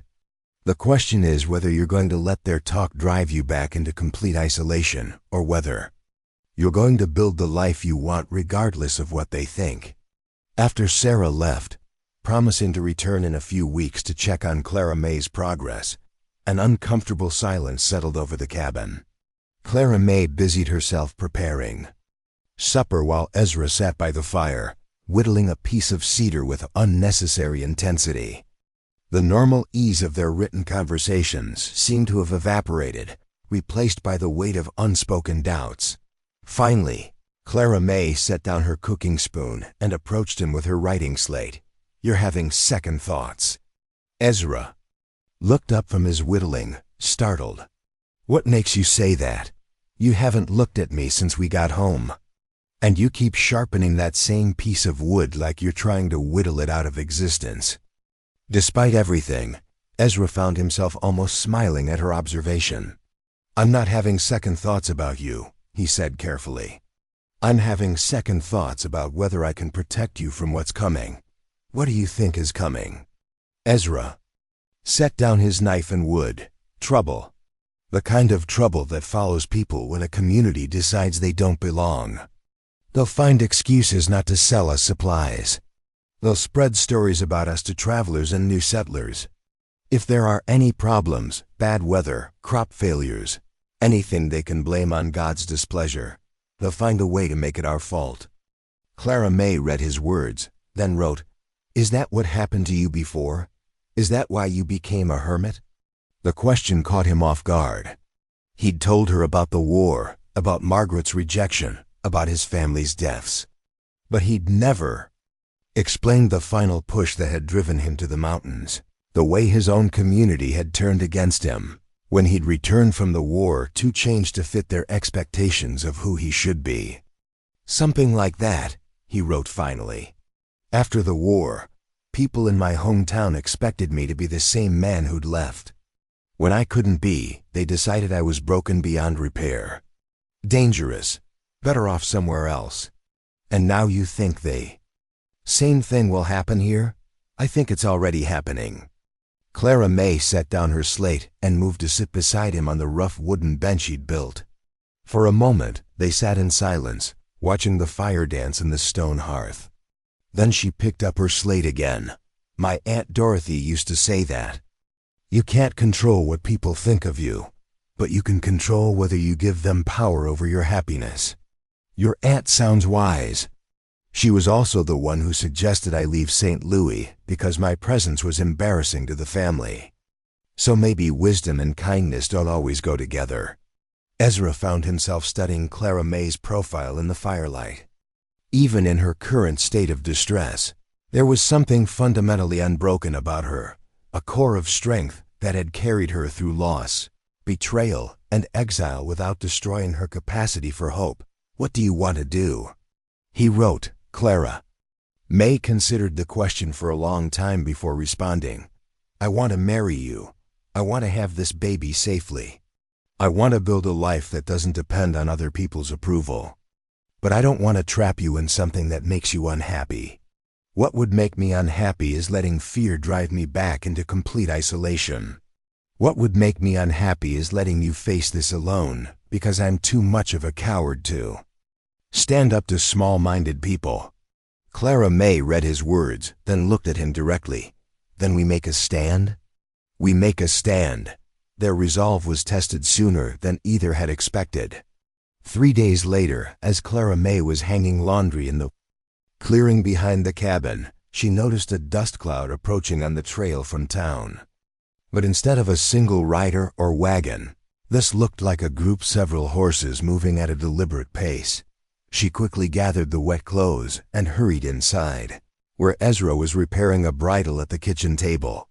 She tapped his shoulder and pointed toward the window, then wrote quickly, "Riders coming, several of them." Ezra moved to the window and cursed under his breath. He could make out at least 4 horses, maybe 5, all carrying men he recognized. Marshall Wilson led the group, followed by Martha Henley's husband Robert, the town banker Cornelius Wade, and 2 other men from the town council. "Stay inside," Ezra told Clara May, then stepped out onto the porch to meet them. The group rode into his clearing with the kind of deliberate formality that suggested official business. Wilson dismounted first, his hand resting conspicuously on the butt of his pistol. The others followed, forming a loose semicircle in front of Ezra's cabin. "Gentlemen," Ezra said evenly, "what brings you up the mountain?" Wilson pulled a folded paper from his vest pocket. "Mr. Blackwood, we're here on official business. The Copper Ridge Town Council has voted to request a formal investigation into your living arrangements with Miss Henderson." "On what grounds?" "On the grounds that an unmarried woman in a delicate condition is residing in your home without benefit of marriage, in violation of territorial moral statutes," Robert Henley said, his thin voice carrying across the clearing. "It's creating a scandal that reflects poorly on our entire community." Ezra kept his voice level. "Miss Henderson and I plan to marry as soon as arrangements can be made. There's nothing illegal about that. Plans ain't the same as actions," called out one of the other men. "And folks are starting to wonder if these plans are just a way to cover up something more unsavory. Such as," Wilson stepped forward, "such as the possibility that you've been intimate with Miss Henderson since before her arrival. That this home mail-order bride story is a fiction designed to legitimize a child you fathered outside of marriage." The accusation hung in the air like gunpowder smoke. Ezra felt his hands clench into fists, but forced himself to remain calm. "That's a serious charge, Marshal. I hope you have evidence to support it." "The evidence is that a supposedly respectable young woman doesn't travel halfway across the country to marry a stranger unless she's running from something. And mountain hermits don't suddenly decide they need wives unless they've got pressing reasons." Behind him, Ezra heard the cabin door open. Clara May stepped onto the porch, her chin raised and her eyes bright with anger. She was carrying her writing slate, and Ezra could see her knuckles were white from gripping it. "Miss Henderson," Wilson sighed, touching his hat brim in a gesture that held no real respect. "Perhaps you'd like to clarify the nature of your relationship with Mr. Blackwood?" Clara May looked at each of the men in turn, then wrote quickly on her slate and held it up. For all to see, Mr. Blackwood is an honorable man who offered shelter to a stranger in need. I am grateful for his protection and proud to become his wife. Can't hear us, can she? One of the council members muttered. Convenient. Ezra's control finally snapped. That's enough, he said, his voice carrying the kind of quiet menace that made all 5 men take an unconscious step backward. You've made your accusations. Now either file formal charges or get off my property. Wilson's face reddened. We're trying to be reasonable here, Blackwood. But if you force our hand, I'm not forcing anything. You rode up here looking for trouble, and you found it. The question is whether you're prepared for the consequences of what you're trying to start. The standoff stretched for several heartbeats, tension crackling in the mountain air like electricity before a storm. Finally, Wilson folded the paper and put it back in his pocket. This isn't over, he said. The territorial authorities will hear about this situation, and they'll want answers. You'd better have them ready. As the group mounted their horses and rode away, Clara May moved to stand beside Ezra on the porch. She wrote on her slate, "What will they do now?" Ezra watched the dust cloud disappear down the mountain trail, his jaw set with grim determination. Whatever they can to make our lives difficult. But we knew this was coming. Are you sorry? Ezra looked at her, really looked at her, taking in her pale face, her determined expression, the protective way she held one hand over her growing belly. No, he wrote. I'm angry, and that's different. Clara May read his words, then smiled. For the first time since their disastrous trip to town. Good, she wrote back. Anger is useful. It means you're ready to fight. Standing on his porch in the gathering dusk, with the woman he'd promised to protect beside him and the weight of community disapproval pressing down on them like storm clouds, Ezra Blackwood realized he was indeed ready to fight. Not just for his own peace and privacy, but for something bigger, the right to build a life based on love and respect rather than other people's narrow definitions of what was proper and right. The battle lines had been drawn. Now they would discover what they were really made of. The wedding of Clara May Henderson and Ezra Blackwood took place on a crisp October morning in the small parlor of Reverend Patterson's home, with only Dr. Sarah Mackenzie and the Reverend's wife Elizabeth as witnesses. Clara May wore her mother's pearl brooch pinned to the collar of her best dress, while Ezra had managed to find a white shirt that didn't bear the stains of mountain living. It was not the ceremony either of them might have dreamed of in different circumstances. No flowers, no music, no family gathered to offer blessings. But as they stood before Reverend Patterson and spoke their vows, something profound passed between them. Not the passionate love of storybooks, but something perhaps more durable, a mutual promise to face whatever came with honesty, respect, and unwavering support. Clara May watched Ezra's lips carefully as he spoke his vows, seeing not just the words but the determination behind them. When it came her turn, she spoke clearly, her voice carrying the slight uncertainty of someone who couldn't hear herself but the absolute certainty of someone who meant every word. I promise to be a faithful wife, to share your burdens and your joys, and to build with you a home based on truth and kindness rather than the expectations of others. Dr. Mackenzie dabbed at her eyes with a handkerchief, and even Reverend Patterson seemed moved by the simple sincerity of the ceremony. When he pronounced them husband and wife, Ezra took Clara May's hands in his and smiled, the first completely unguarded smile she'd seen from him, but their quiet moment of happiness was short-lived. As they emerged from the parsonage, they found Marshal Wilson waiting by their wagon with 2 men Clara May didn't recognize, one wearing a badge that read Territorial Marshal, the other dressed in the dark suit of a government official. Mr. and Mrs. Blackwood, Wilson said, emphasizing the title with obvious skepticism. Allow me to introduce Territorial Marshal James Crawford and Mr. Henry Sutton from the Territorial Administration Office in Denver. Crawford was a tall, weathered man with gray eyes that missed nothing.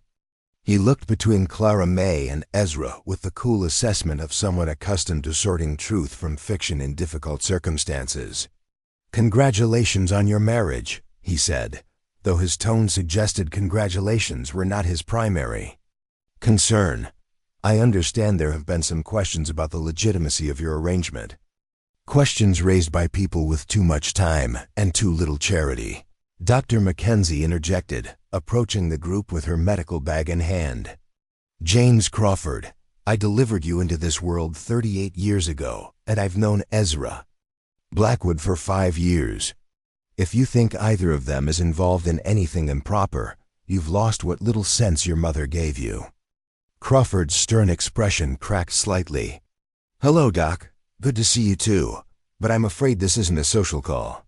We've received formal complaints about an unmarried woman living in improper circumstances with Mr. Blackwood. The marriage certificate you just filed doesn't address concerns about what happened before the ceremony." "What concerns?" Ezra asked, his voice tight with controlled anger. Mr. Sutton stepped forward, consulting a leather portfolio. "Concerns that Miss Mrs. Blackwood was already with child when she arrived in Colorado Territory, and that you may have been in communication or contact with her prior to her official arrival through the matrimonial agency." "In other words," Clara May said, her voice carrying clearly across the small group, "you think we lied about how we met in order to cover up immoral behavior?" Sutton looked surprised at her directness. "We're simply investigating allegations that have been brought to our attention by concerned citizens." "Concerned citizens," Ezra repeated. "You mean Martha Henley and her gossip circle?"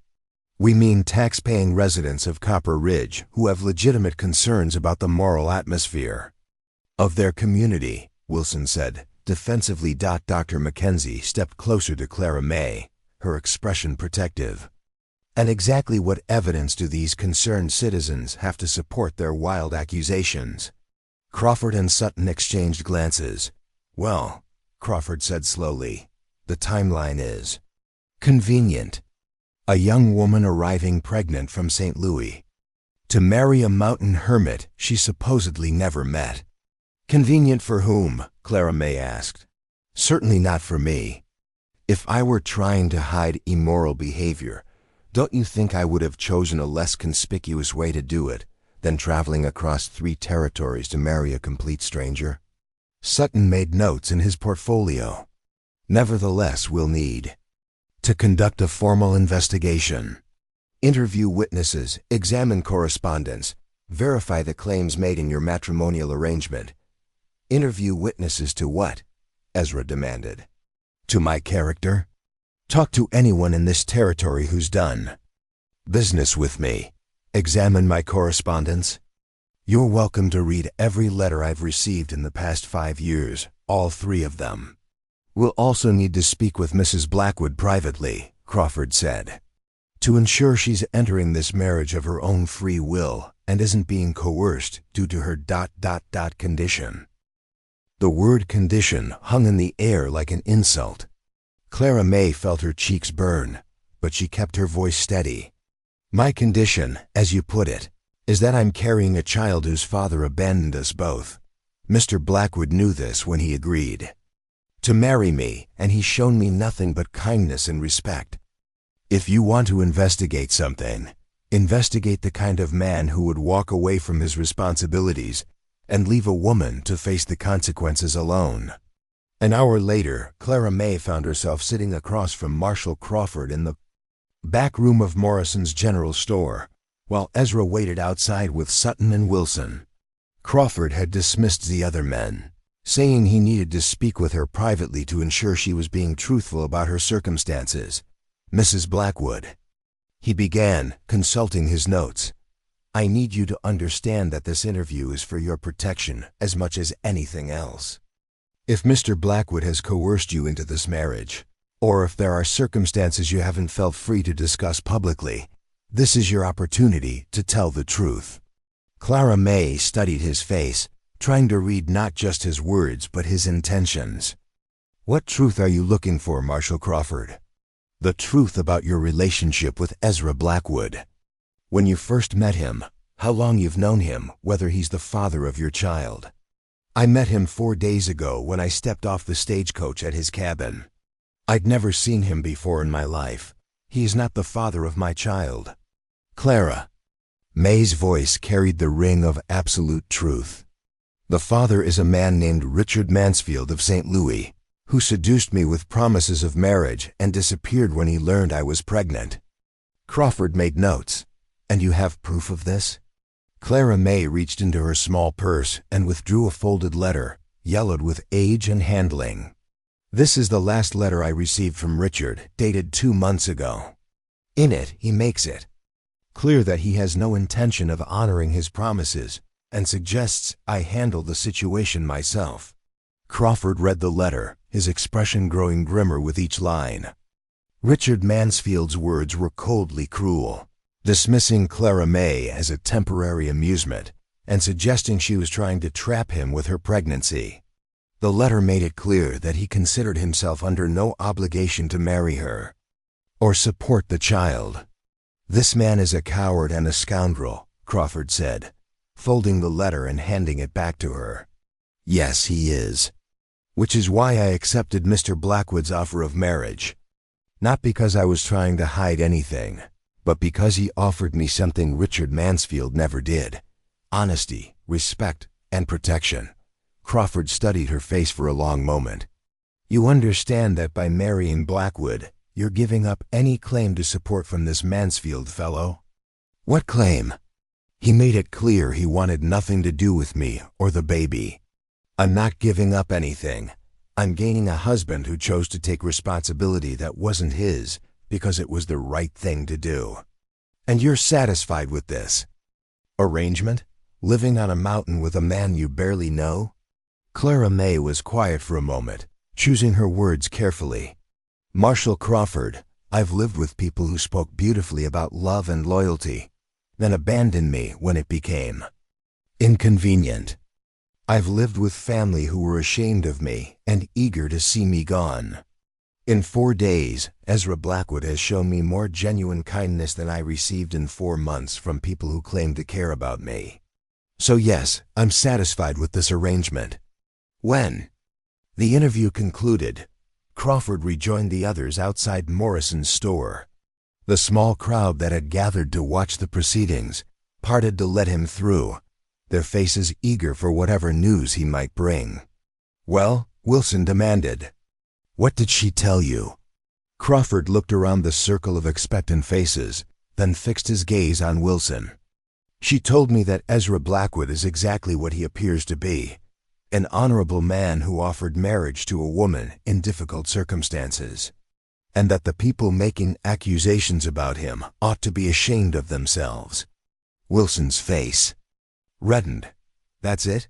You're just going to take her word? I'm going to take the word of a woman who had nothing to gain and everything to lose by telling the truth.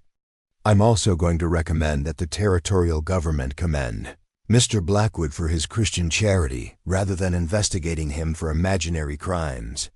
Mr. Sutton closed his portfolio with a snap. The matter is closed then. Mr. and Mrs. Blackwood are free to return to their home with the territory's blessing. But as the officials prepared to leave, Martha Henley pushed through the crowd, her face flushed with indignation. This is outrageous. You're rewarding immoral behavior and setting a terrible example for our young people. Dr. Mackenzie stepped forward, her medical bag clutched like a weapon. Martha Henley, the only terrible example here is you and your poison. Tongue, this young woman needed help and Ezra provided it. If you can't see the Christian virtue in that, then you need to spend more time reading your Bible and less time spreading gossip. Christian virtue? Martha snapped. She's carrying another man's bastard. The word cracked across the square like a whip, and Clara May felt it like a physical blow. But before she could respond, Ezra stepped forward, his face dark with anger. That child, he said, his voice carrying clearly across the gathered crowd, is my child now, by law, by choice, and by love. And if anyone has something to say about that, they can say it to me directly." The challenge hung in the air, and Martha Henley's mouth opened and closed without sound. No one in the crowd seemed willing to meet Ezra's gaze or take up his challenge. As the crowd began to disperse, Clara May found herself standing in the dusty street with her new husband, surrounded by the remnants of community judgment, but somehow feeling stronger than she had since leaving St. Louis. The investigation was over. Their marriage was legal and recognized, and they'd faced their accusers with truth and dignity. But more than that, something had changed in the dynamic between her and Ezra. When he declared the baby his child, by choice and by love, she'd seen something in his eyes that went beyond duty or charity. Not romantic love, perhaps that might come in time, but something deeper. Commitment born of respect and strengthened by shared adversity. As they drove back up the mountain trail, Clara May wrote on her slate, "Thank you for what you said about the baby." Ezra read her words and was quiet for a moment before responding, "I meant it. That child will never know anything but love and protection from me. Even though it's not yours, it will be mine from the moment it's born. Blood doesn't make a father choice, does?" Clara May felt tears prick her eyes. In all her imagining of what marriage to Ezra Blackwood might be like, she hadn't dared hope for this. Not just acceptance of her circumstances, but wholehearted embrace of them. "What happens now?" she wrote. "Now we go home and prepare for winter. And for our baby, our baby." The words sent warmth through Clara May's chest that had nothing to do with the October sunshine. For the first time since learning of her pregnancy, she felt not shame or fear, but anticipation. This child would be born into love, protection, and acceptance, gifts she'd never expected to be able to provide. As their cabin came into view through the golden aspens, Clara May realized that the investigation and public scrutiny had accomplished something their accusers never intended. They'd forced her and Ezra to declare their commitment not just to each other, but to the family they were choosing to build together. The test of character was over. They had passed with honor intact, and their bond stronger than before. Now came the real work, learning to live as husband and wife, preparing for parenthood, and building a life that could withstand whatever challenges the future might bring. But for the first time since leaving St. Louis, Clara May felt equal to those challenges. She was no longer alone, no longer defenseless, no longer at the mercy of other people's judgments. She was Mrs. Ezra Blackwood, and she was going home. Winter arrived early that year, sweeping down from the high peaks in late November with a fury that caught even seasoned mountain dwellers off guard. By the first week of December, snow had already buried the lower trails, and the temperature hadn't risen above freezing in 10 days. In their cozy cabin, Clara May moved through her daily routines with the careful deliberation of a woman whose time was drawing near. At 8 months pregnant, she could no longer see her feet when she looked down, and climbing the ladder to the loft where they stored supplies had become impossible. But she'd adapted with characteristic determination, reorganizing the cabin's storage so everything she needed was within easy reach, and establishing new rhythms that accommodated her changing body. Ezra watched her with a mixture of admiration and growing anxiety. Clara May never complained about the discomfort, never asked for help she didn't need, never showed anything but quiet confidence about the approaching birth. But he could see the way she pressed her hand to her lower back when she thought he wasn't looking, the careful way she lowered herself into chairs, the occasional wince when the baby moved particularly vigorously. Dr. Mackenzie had visited twice since the wedding, pronouncing both mother and baby healthy and strong. But she'd also been frank about the challenges of a winter birth in the mountains. "The baby's positioned well," she'd told them during her last visit, "and Clara May is strong. But if complications arise, if the labor goes on too long, if there's excessive bleeding, if the baby comes breech, I might not be able to get here in time. You need to be prepared for that possibility." Ezra had thrown himself into preparations with the intensity of a man trying to control the uncontrollable. He'd split enough wood to last until spring, stocked the cabin with enough food and medical supplies for a siege, and built a cradle from cedar that he'd sanded and oiled until it gleamed like silk dot in the evenings. By lamplight, Clara May sewed tiny clothes from soft flannel, her needle moving in precise, economical stitches. She'd also begun teaching Ezra basic sign language, not because he could learn to sign fluently in a few months, but because she wanted him to understand how she experienced the world. "Watch my hands," she would say, speaking aloud while her fingers moved through simple words and phrases. "This is how I think, how I dream. If something happens during the birth and I can't speak clearly, you'll need to understand what I'm trying to tell you." Ezra had always been better with his hands than with words, and he found the physical language surprisingly natural. More than that, he discovered that learning to communicate in Clara May's visual world had created a new intimacy between them.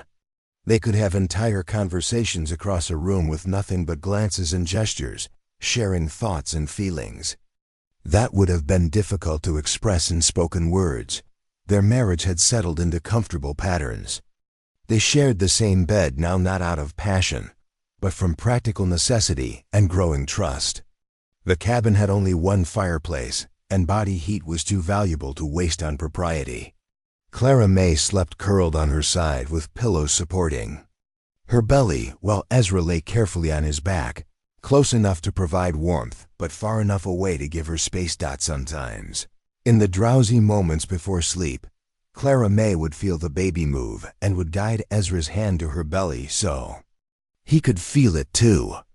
The first time this happened, he jerked his hand away as if burned, uncertain about the boundaries of their arrangement. But Clara May had been patient, placing his palm back against her rounded stomach and holding it there until he felt the child's strong kick against his fingers. "Your son," she'd whispered in the darkness. "He knows your voice already." And it was true. When Ezra spoke near Clara May's belly, the baby would often respond with movement, as if already recognizing the deep, gentle tones of the man who would raise him. But as December progressed and Clara May's time drew nearer, their isolation became more complete. The trail down to Copper Ridge was now impassable, except for the most experienced riders, and even those would be taking serious risks. They were truly alone on their mountain, dependent entirely on each other and their preparations. It was during one of these cold, snowbound evenings that they heard the sound they'd both been dreading: horses struggling through deep snow, approaching their cabin in darkness. Ezra moved to the window, his hand instinctively reaching for the rifle he kept mounted above the door. Through the swirling snow, he could make out torches bobbing in the darkness, at least 4, maybe 5 riders picking their way carefully up the treacherous trail. No one made that journey in such conditions unless they had urgent business, and Ezra couldn't think of any urgent business that would bring good news. "Who is it?" Clara May asked, reading the tension in his posture. "Don't know yet." "But I don't like anyone traveling in this weather unless they have to." The riders reached the cabin clearing, and Ezra recognized the lead horse before he could see its rider clearly. Old Pete Morrison's distinctive paint mare, laden with supplies despite the harsh conditions. Behind Pete came 3 other men: Tom Bradley, the sheriff from Leadville, who occasionally made rounds through the remote settlements; Dr. Mackenzie on her sturdy bay; and bringing up the rear, struggling visibly with the difficult conditions, Deputy Marshal Wilson. Clara May had moved to stand beside Ezra at the window. "Dr. Mackenzie is with them," she said. "That's good, isn't it?" "Maybe," Ezra replied, but his gut told him this wasn't a social call. Pete Morrison dismounted first, his weathered face grim with exhaustion and something else, urgency mixed with guilt. Dr. Mackenzie swung down from her horse with practiced efficiency, immediately grabbing her medical bag and a large bundle of supplies. "Ezra," Pete called through the wind, "we need to talk. It's important." Ezra opened the door, and the 4 riders hurried inside, stamping snow from their boots and pulling off frozen scarves.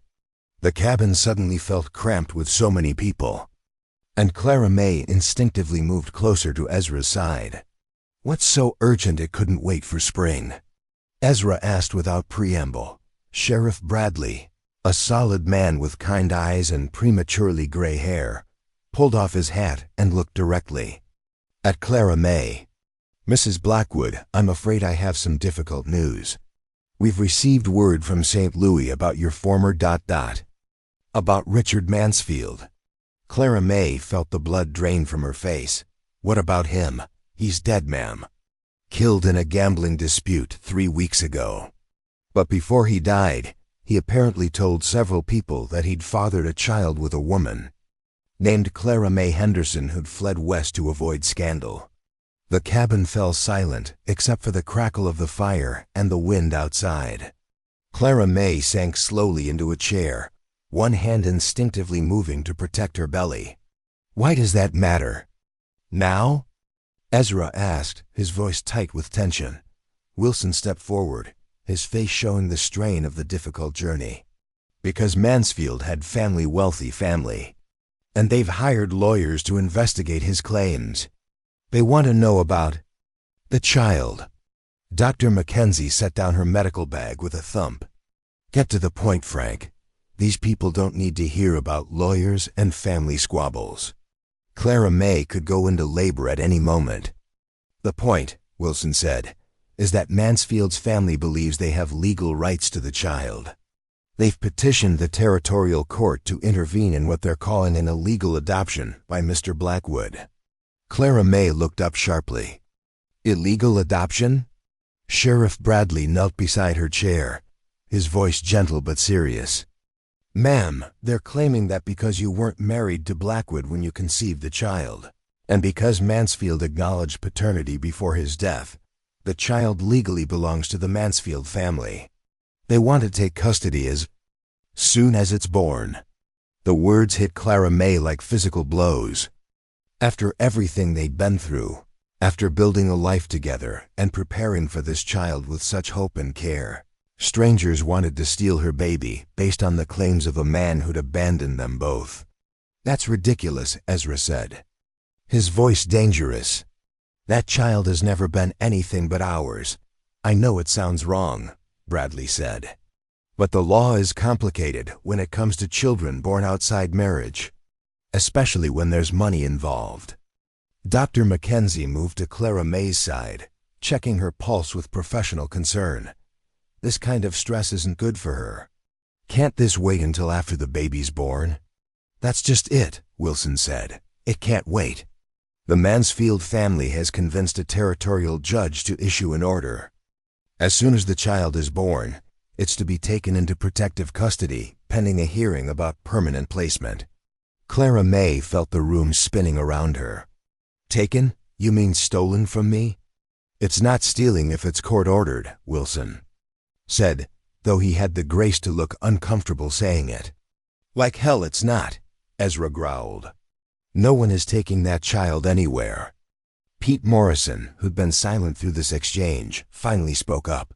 "There's more, Ezra. I'm sorry, but there's more." Pete's weathered hand shook as he pulled a letter from his coat pocket. "This came through the post office yesterday. It's from Martha Henley's cousin in Denver. She works for a lawyer's office there. Martha's been corresponding with the Mansfield family, telling them about Clara May's situation." Clara May stared at the letter as if it were a snake. "Martha Henley did this?" "Apparently she contacted them months ago, right after your wedding," Pete continued. "Told them about a pregnant woman who'd come west claiming her child was fathered by a man named Richard Mansfield. She thought she was doing her Christian duty, exposing what she believed was fraud." "Christian duty," Clara May repeated, her voice hollow. Dr. Mackenzie's face was white with anger. "That meddling, vindictive woman. She's orchestrated this entire disaster out of nothing but spite and self-righteousness." Sheriff Bradley stood, his expression grim. "The point is, we now have wealthy Connected people demanding custody of your child. Backed by Martha Henley's correspondence as evidence that you've been lying about your circumstances. We haven't lied about anything. Ezra said. I know that, and you know that, but the Mansfields have lawyers and money, and they're painting a picture of a woman who fled west to hide her illegitimate child, and a man who's falsely claiming paternity to cover up her shame. Clara May struggled to her feet, both hands pressed to her belly. What do they want with my baby? Richard didn't want anything to do with us. Richard's dead, Wilson said bluntly. But his family is wealthy and childless. His parents lost their only son, and now they see this child as their last connection to him. They genuinely believe they're saving the baby from an improper situation. Improper? Clara May's voice rose with incredulous anger. We're married. We're preparing a loving home. How is that improper? Because they don't believe the marriage is genuine, Bradley said sadly. Martha Henley's letters painted as a desperate arrangement to legitimize an illegitimate child. The cabin fell silent. Again, the weight of the situation settling over all of them like a suffocating blanket. Outside, the wind howled with renewed fury, as if nature itself was protesting the injustice being discussed within the warm walls. Finally, Clara May spoke, her voice steady despite the tears on her cheeks. When do they come for my baby? The order says as soon as possible after birth, Wilson said. Given the weather, they probably can't get here for another few weeks. But when spring comes, we'll be ready for them, Ezra said firmly. This is our child, our home, our family. And I'll be damned if I let a bunch of rich strangers tear it apart because of Martha Henley's poison pen. Doctor. Mackenzie checked Clara May's pulse again, her expression worried. Right now, we need to focus on keeping mother and baby healthy.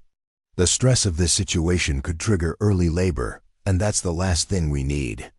But even as she spoke, Clara May gasped and doubled over, her hands clutching her belly. When she looked up, her face was pale and frightened. I think, she said quietly, it might be too late for that. Outside, the storm raged on, trapping them all in the small cabin, while Clara May faced not just the challenge of bringing her child into the world, but the knowledge that people were already planning to take that child away from her. The final battle for their family was about to begin, and it would be fought not just against the elements and the difficulties of childbirth, but against the forces of wealth, prejudice, and misguided righteousness that threatened to destroy everything they'd built together. Clara May's labor began in earnest as the winter storm reached its peak fury outside the cabin. The wind howled like a living thing, rattling windows and sending snow through every crack and crevice, while inside, Dr. Mackenzie took charge with the calm efficiency of someone who delivered hundreds of babies under conditions ranging from comfortable to impossible. Tom, Frank, you two clear out, she ordered Sheriff Bradley and Deputy Wilson. Pete, you stay, I might need extra hands. Ezra, you're not going anywhere. Clara May gripped Ezra's hand as another contraction seized her, her face pale but determined. She couldn't hear the storm outside, but she could feel its violence in the way the cabin shook, in the tension on everyone's faces, in the urgent whispers between Dr. Mackenzie and Pete Morrison, as they prepared for what might be a difficult birth under the worst possible circumstances. How long? Ezra asked Dr. Mackenzie during a brief respite between contractions. Hard to say. First babies often take their time, but mountain babies seem to have their own schedule. Sarah's hands moved competently, checking Clara May's progress, monitoring the baby's position. Everything looks normal so far, but we need to be prepared for complications. As if summoned by her words, Clara May cried out as the strongest contraction yet seized her body. Her hand found Ezra's and squeezed with surprising strength, while her other hand moved in the sign language gestures he'd learned to recognize. Help me. Stay close. Don't leave. I'm not going anywhere, he whispered, though he knew she couldn't hear him. Instead, he responded with his own halting signs. I'm here. You're strong. We're together. The labor continued through the night, with Clara May showing the same quiet determination she displayed in everything else. She didn't scream or curse or demand relief from the pain. Instead, she worked with each contraction, following Dr. Mackenzie's instructions with the focused intensity of someone who understood that her child's life and her own depended on her strength and endurance. Ezra had thought he'd known what courage looked like. He'd seen men charge into cannon fire, watched soldiers drag wounded comrades from battlefields under enemy guns. But watching Clara May bring their child into the world, fighting for each breath while planning to fight even harder to keep the baby once it was born, showed him a different kind of bravery entirely. As dawn broke gray and cold outside the snow-covered windows, Clara May's labor reached its final stages. Dr. Mackenzie positioned herself at the foot of the bed, while Ezra supported Clara May from behind, his strong arms giving her something to lean against as she bore down with each contraction. "I can see the head," Dr. Mackenzie announced. "One more push, Clara May. One more good push." Clara May gathered herself for one final effort, her face flushed with exertion, but her eyes bright with determination. She pushed with everything she had left, and suddenly the cabin filled with a sound that made everyone freeze. The strong, angry cry of a newborn baby demanding attention. "It's a boy," Dr. Mackenzie said, her voice soft with wonder despite the hundreds of births she'd attended. "A beautiful, healthy boy." She placed the baby on Clara May's chest, and Ezra watched his wife's face transform with a joy so pure and complete that it took his breath away. The child was red and wrinkled and covered with the evidence of his difficult journey into the world, but he was perfect, strong lungs, all his fingers and toes, a shock of dark hair that reminded Ezra of Clara May's auburn locks. "Hello, little one," Clara May whispered, her voice breaking with emotion. "Hello, my beautiful son." The baby quieted at her voice, his tiny fist curling around her finger with surprising strength.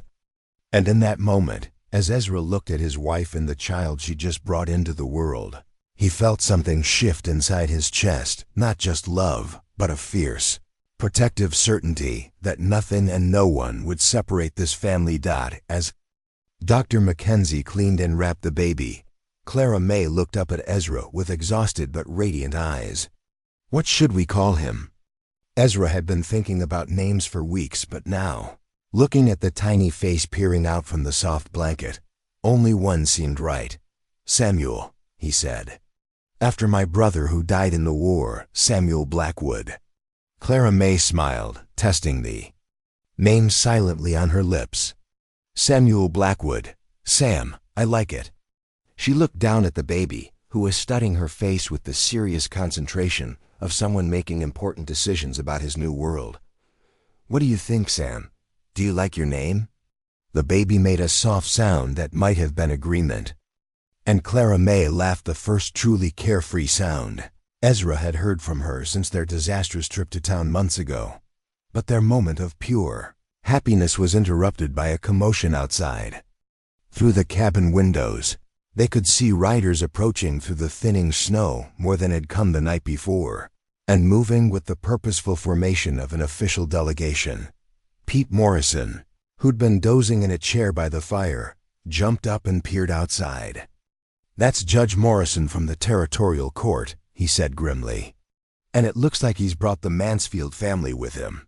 Dr. Mackenzie's face hardened. "They couldn't wait even one day? The woman just gave birth." Sheriff Bradley, who'd spent the night in the barn rather than brave the storm, appeared in the doorway, his expression apologetic but determined. "I'm sorry, folks, but they've got legal papers. A temporary custody order signed by the territorial judge. They're here to take the baby." Clara May's arms tightened around little Samuel, and Ezra moved to stand between the door and his family. "No one is taking my son anywhere."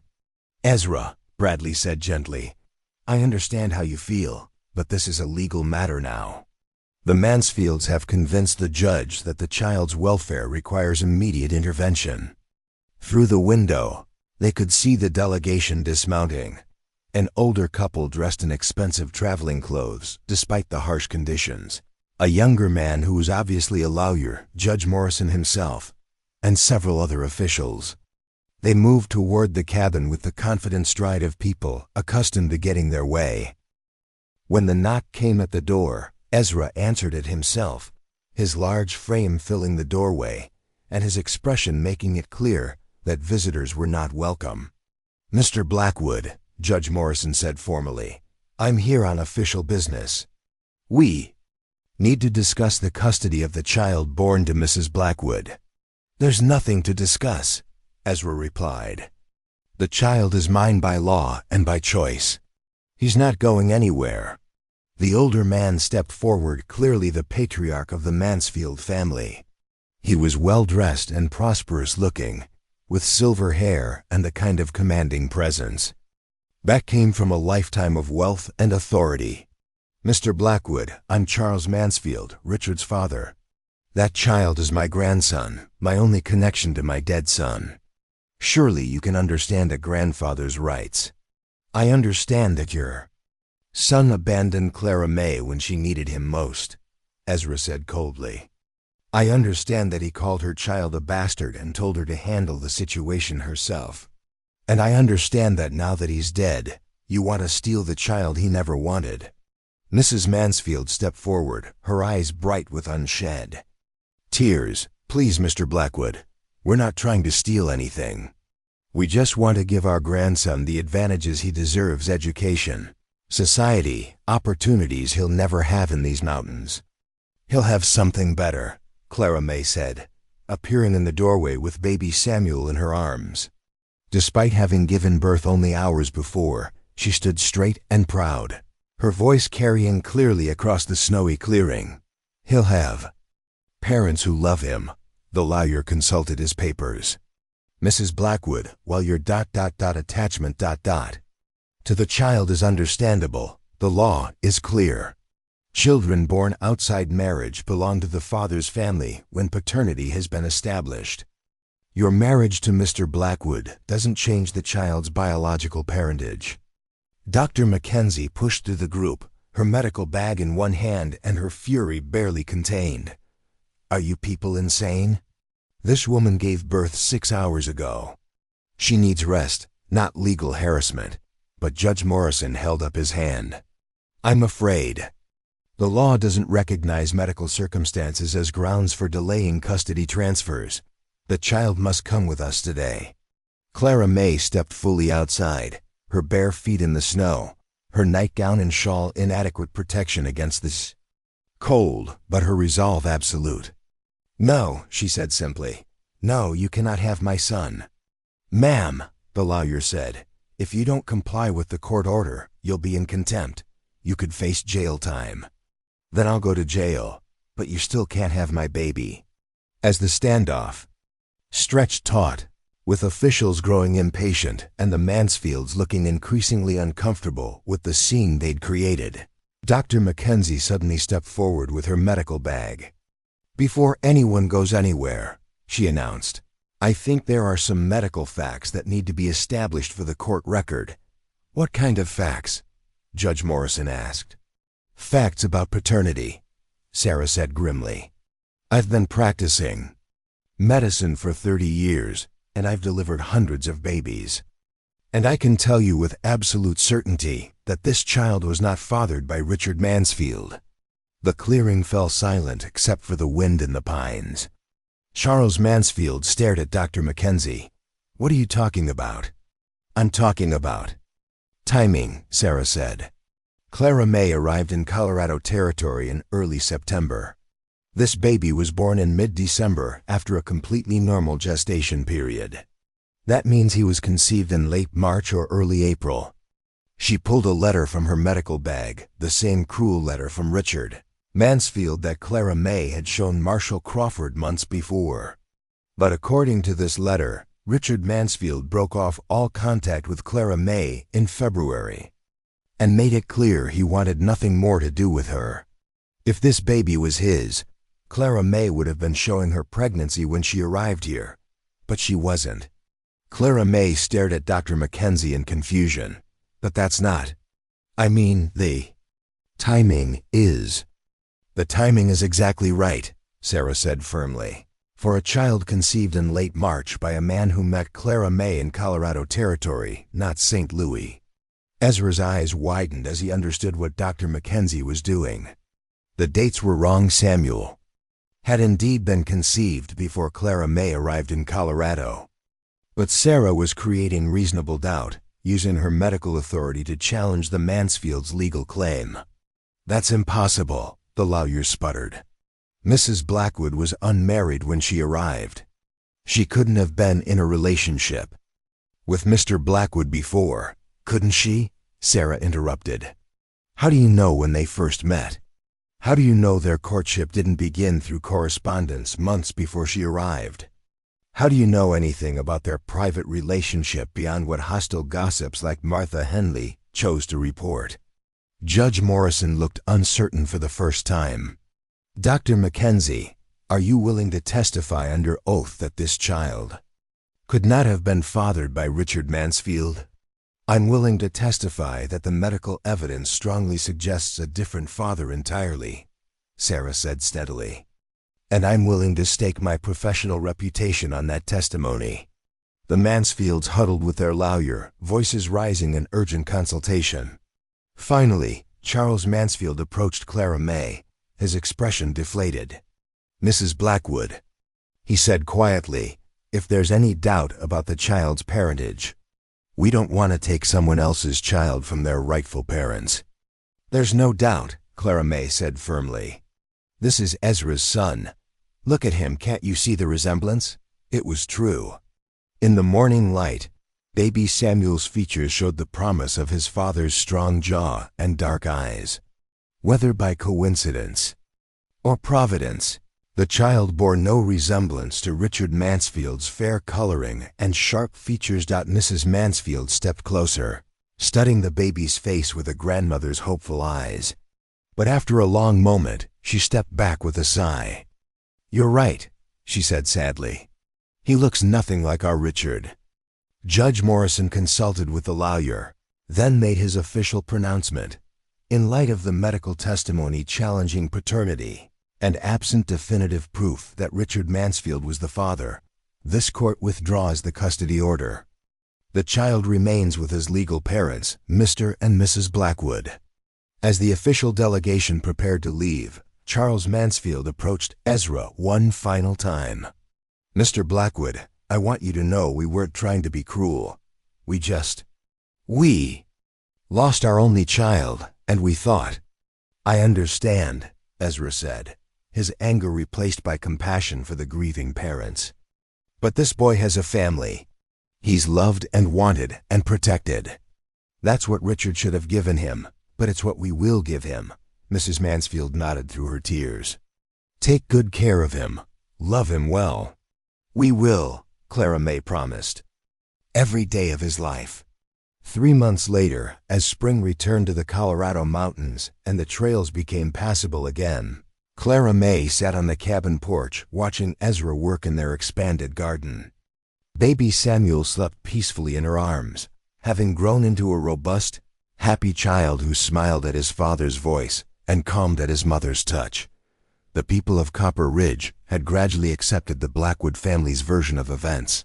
Martha Henley, chastened by the role her meddling had played in nearly destroying an innocent family, had issued a public apology and retreated from community affairs.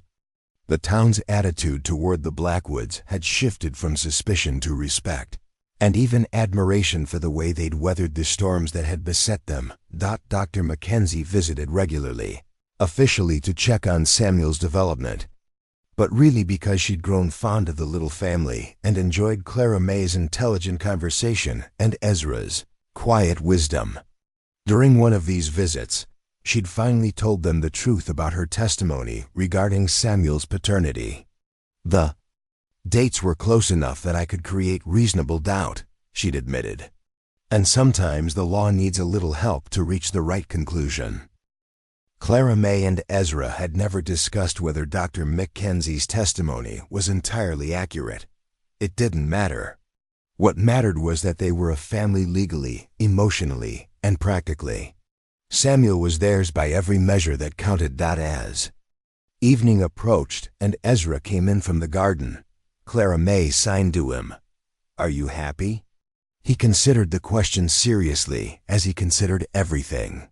Then he smiled the free, unguarded smile that had become more frequent as their life together had found its rhythm. "I'm home," he signed back. "For the first time in my life, I'm truly home."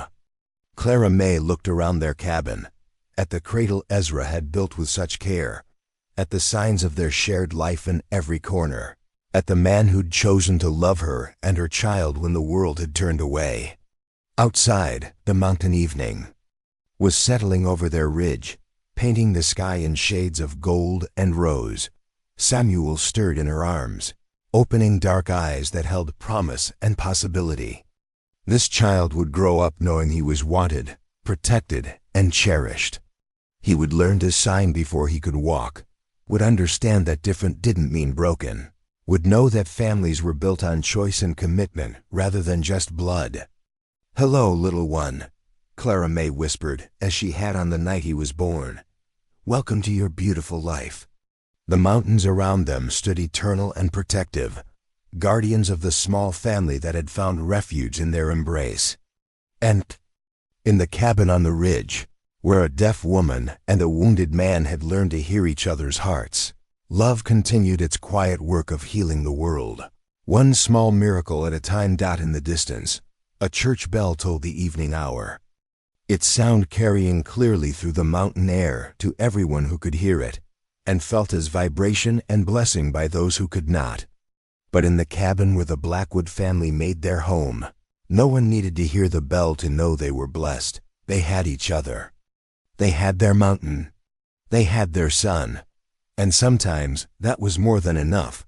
Sometimes it was everything. Up next, you've got two more standout stories right on your screen. If this one hit the mark, you won't want to pass these up. Just click and check them out. And don't forget to like, subscribe, and turn on the notification bell so you don't miss any upload from us.